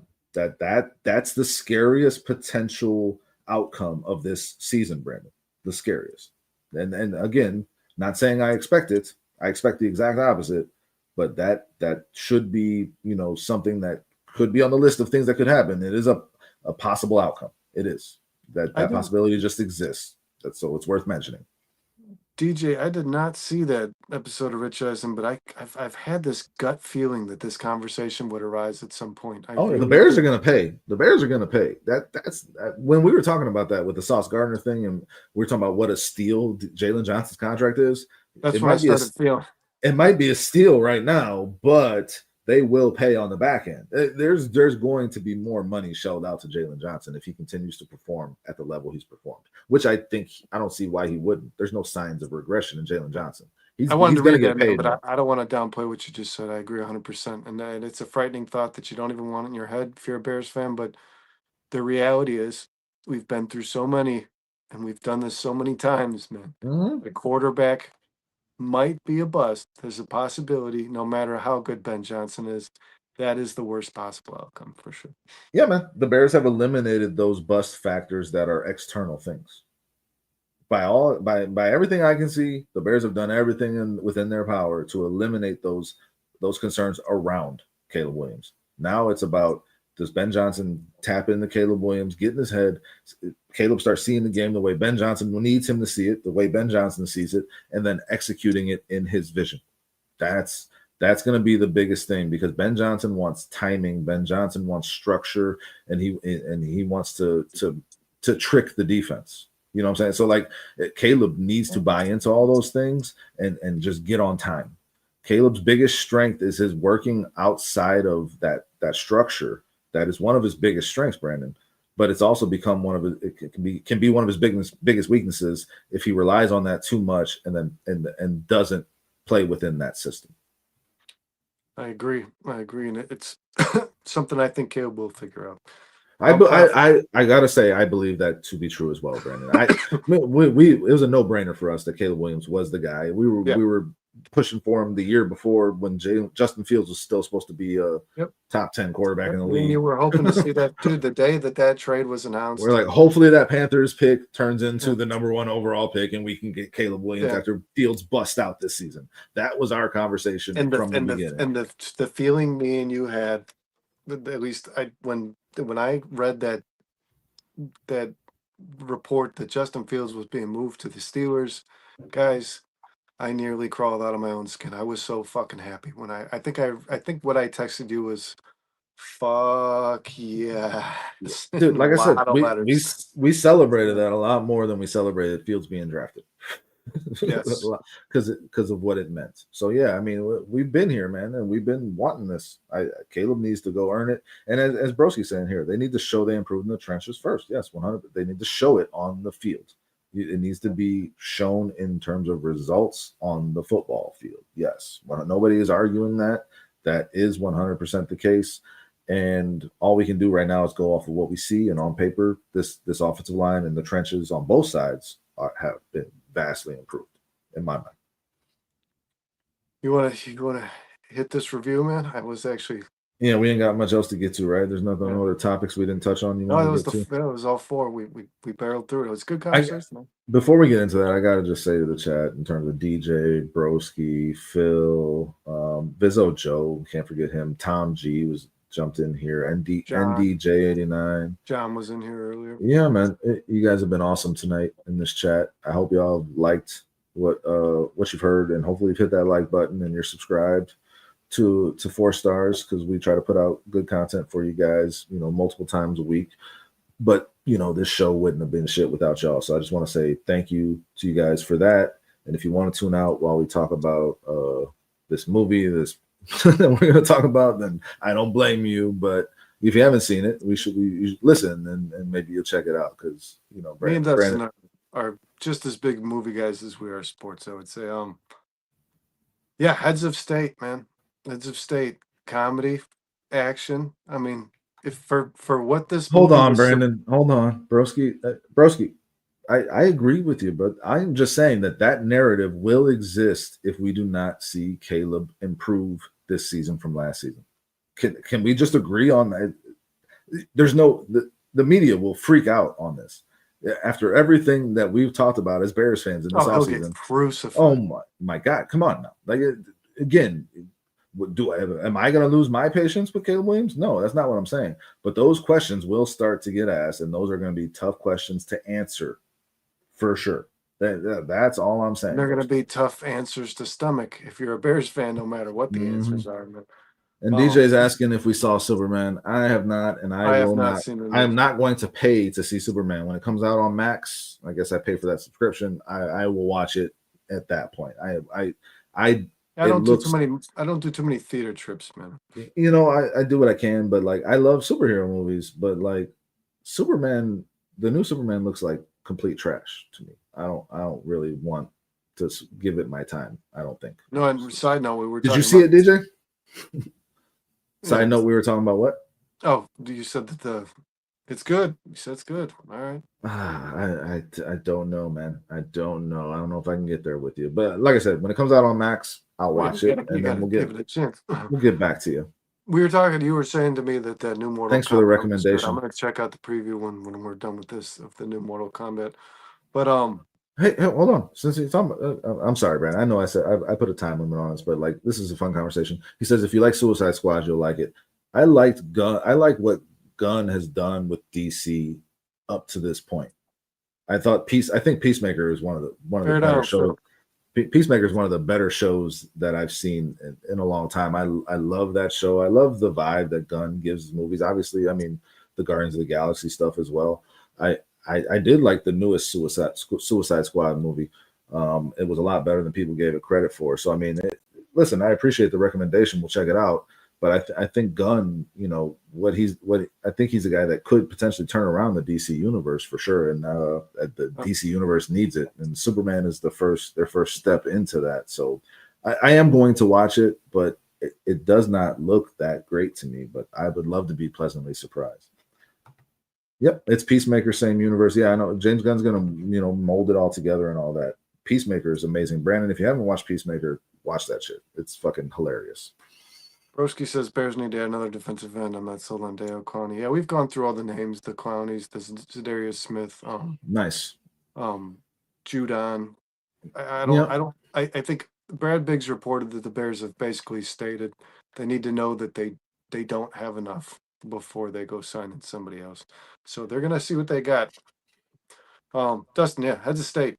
John Cena from Peacemaker. Yeah. He's Peacemaker, so yeah. Watch this movie, guys. It's fun. Yeah, for sure. It's funny. The purpose that this movie we always rate out of 5 for its purpose. I'd give it a 4.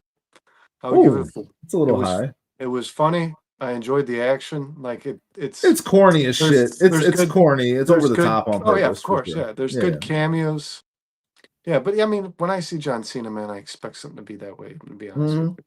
Yeah, and he plays it pretty decently straight, actually. And I Oh, mean, he's just an American patriot. Yeah, yeah, man. it's Look, overkill on everything. the action scenes are good. It's a popcorn movie, man. It's like exactly what you want an action movie Yeah, to be. You know, that's why I'm saying it. yeah, It's yeah, I'm no giving it a doubt. 4 because like, and then when I say that, guys, I don't mean 4 like Ebert and Rope. I don't mean like this is a really Cinematic well done masterpiece. film. Yeah, and we're gonna see some best actors out of this. I just mean you wanted to watch it to laugh, but it does even a little more than that because they do put the scenes together like the car chase and all that shit, man. It's cool. It's The cool. action scenes are really Yeah. good. And The Idris Elba, graphics, I the kid love from the Idris Elba. boys, that scene, the safe house scene is fucking Yeah, incredible, yeah. man. We don't want to spoil anything. You guys should Yeah. go check it out. But there are some really good scenes. It did surprise me in terms of what it actually was. Idris Elba is one of my favorite actors, Yeah, he's awesome. and the Beast con was awesome. yeah, Beast is one of the coolest creature movies I've seen in a long time. It was like Jaws with the It was lion. done. It was Yeah. done like one of the old ones. Yeah, it was Yeah, great. no doubt. The suspense was built up really well. But Idris Elba and the contrast between him and Cena, they play it really well. It's a buddy, it's a buddy film, action movie. But like I I would recommend watching it. I wouldn't give it a 4. I'd give it like a 3.5. You're entertained the whole time. There's Patty Considine. We didn't talk about him, but we talked about him through text. Like, it's always cool when you get a really good actor, like a method trained actor, to be the villain in one of these ridiculous action movies. Because like they play it subtle, but like you can see like it's just kind of it's kind of below them, But Patty Considine is good in the movie, and he's a solid villain. It's just a fun movie. That's all I'll say. That the cast is good, the action scenes are good, the soundtrack is cool, the storyline is kind of relevant, to what's going on in the world. And So I I mean, could say all around is good. it's exactly what they wanted it to be. Stringer Bell, The Wire, fuck yeah, best show We got a ever. lot of Wire fans, and Fucking best show we ever. have to do a show about the Wire. We got a lot of You gotta Wire. watch it first. Have you watched it? I watched like half of the first season. Yeah, you're such a piece of shit. And that was a long. I mean, that show's old, right? Because I think I watched that. Yeah, like man, like 8 early years ago. 2000s, early Yes. 2000s. I rewatch The Wire once a year because it's so fucking good. The Wire and The Sopranos, I rewatch both, like the entire, all of them, all seasons. Once a year, I rewatch them because they're just so fucking good. But yeah, Idris Elba as Stringer Bell, fucking classic. Get out of here, Brandon. You're cut off until you watch it. Yeah, dude, you should seriously make it a life mission to complete The Wire. I will try, man. I don't have too much time for that stuff now, man. Like watching a movie is one thing. I mean, you live on a farm, so I mean, it's tough when you live on a farm to make time because living on a farm. That's what I was gonna say. I just got to make sure that everyone knows that you live on a farm. So time live on a farm. Listen, go watch the movie. It's on Prime, guys. You could spend your time in worse ways. That's all I'll say. I sat down and watched it because Brandon recommended it. I knew it was out, and I did plan on watching it. But when Brandon told me he enjoyed it, that's a surprise because Brandon usually shits on mostly everything. Yeah, if you're somebody who sits down the end of a day and has a few beers or smokes a joint and watches a movie, guys, this is a movie worth watching. It's a worthwhile watch. Yeah, no doubt. 100%. You'll be entertained throughout, and you won't be upset that you spent your time watching it. You'll enjoy it. I honestly felt better after I finished Heads of State than I did after watching Sinners by like a lot. Yeah, me too. And Sinners is a better movie. Sinners is probably a better movie, like better made movie. Yeah. But it's nowhere near as good just for like entertainment value. Not even close. Yeah. No, Heads of State is a good film. It's a good flick. Watch it, guys. It's not something you're gonna go back and watch again, but if for a one-time watch, that movie is legit for sure. I mean, it opens with a bang. I love the way it opened. It just draws you right in. Good action scene to start the movie, and that chick is that's a badass chick that they cast for that role. Oh yeah, and then the scene on Air Force One, man. It's just there's a lot of cool shit. There's a lot of cool shit in that movie. Yeah, you got the evil guy that just throws knives at everybody. That guy's always fucking cool. You can't go wrong with that in a movie. Brandon's gonna have a whole new perspective on life after he watches. I'm hoping. Yeah. No, Brandon. I don't want to be really life sucks. No, you're gonna be the perspective that The Wire gives you is that no one is. My life's not that bad. No, I guess, yeah, for sure. I guess you could look at it that way, but like everyone's kind of a piece of shit, and everybody kind of gets Oh, what I they love deserve. stuff like that. You know that, Yeah, Dustin. I know. I'm being It's serious. it's a little Like depressing. film noir, that's my shit. Dude. Like reality, you know what I mean? Mm-hmm. Like the way life really is when a show depicts that. Yeah, it's pretty awesome. Yeah, no, like there's not a lot of hope in The Wire. It's more about like this is the grim reality of life, and dog eat dog, and that's All of a the sudden, you won't be so pessimistic about the Bears' future. yeah. You'll just be like super down on the reality of living on the streets of Baltimore. Oh, Just yeah. I didn't you'll even be know that's where it's set. Yeah, I get it. uh-huh. Yeah, Yeah. yeah. Man, go watch Heads of State. Brandon, go watch the fucking Wire so we can talk about that a little more. You should be thoroughly blown away. Omar is one of the top 5 characters Too of bad all it's too time. late for a Wire podcast. That seems to get a big draw, man. Dude, if we like we could do a after every episode like a recap, like it just came out, The Wire. Like talk about it, like reacting to season 1, episode 1 of The Wire. Omar coming. I do know this.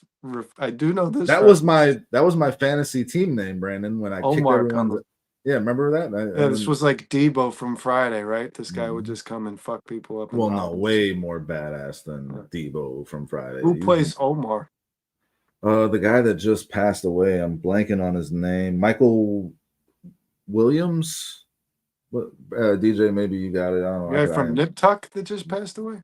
Yeah, the black dude. With no, never mind. No, not that. No, yeah, you think Doctor Doom is Omar coming in The Wire? I've never seen the fucking Wire. I've never seen Omar in the Wire. I think The guy from Nip Tuck.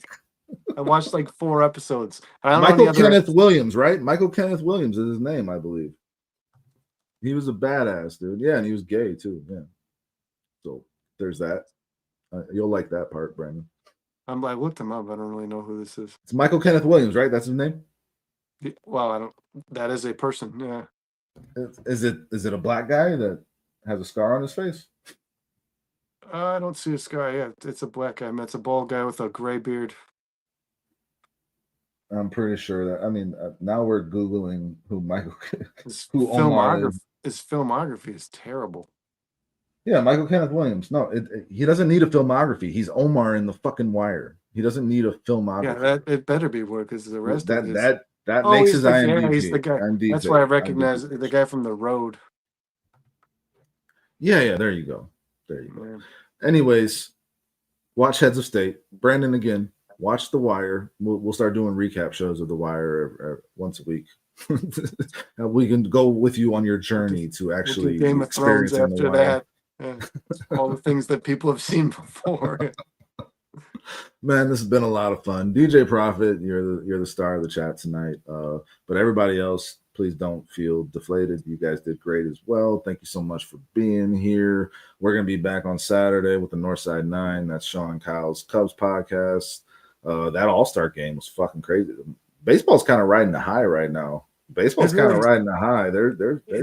I know it was necessary, man, but like the one player when this all said and done from that 2016 World Series that it hurts to see not on Schwarber. It's Kyle Schwarber. It's just like that dude is just unbelievable. Bam Bam. Yeah, man. He's my favorite player on that team for sure. And anyways, Northside 9 Saturday. Monday we'll be back for the House All Hangover. Wednesday, we got the Barely There podcast, and we're here every Thursday night for the bare minimum. We got everything you need at 4-Star Chicago Sports. If you're not subscribed, what the fuck are you doing with your life? Come on, let's get in on this party. DJ Prophet's having fun, so we appreciate everybody. And honestly, the show wouldn't be anything without y'all. So thanks for being here tonight. And Brandon, what do you got to say? Man, thanks to everybody in the chat. Thanks for everybody who consistently watches, and thanks for all those newcomers, guys. Share this with some people. If you know anybody who watches Bears, watches Chicago sports, likes to hear about sports, turn us on to some people, guys, if you can. The more people, the merrier. We again, the chat keeps us rolling, man. The more people we can get in the chat, the more comments come, the more the show flows. But much love tonight for everybody who watched, Dustin. It was a blast. Go watch everybody who watches tomorrow morning too. Go watch Heads of State, guys, for sure. And we'll be back for the next one. Burden's gonna sign tomorrow, guys. So listen, it'll be fine, and he'll be healthy, and the Bears are gonna have a fun. Breaking news: 4-Star Chicago Sports. Bear down. Have a great rest of your morning, and we'll see y'all soon. Bear down.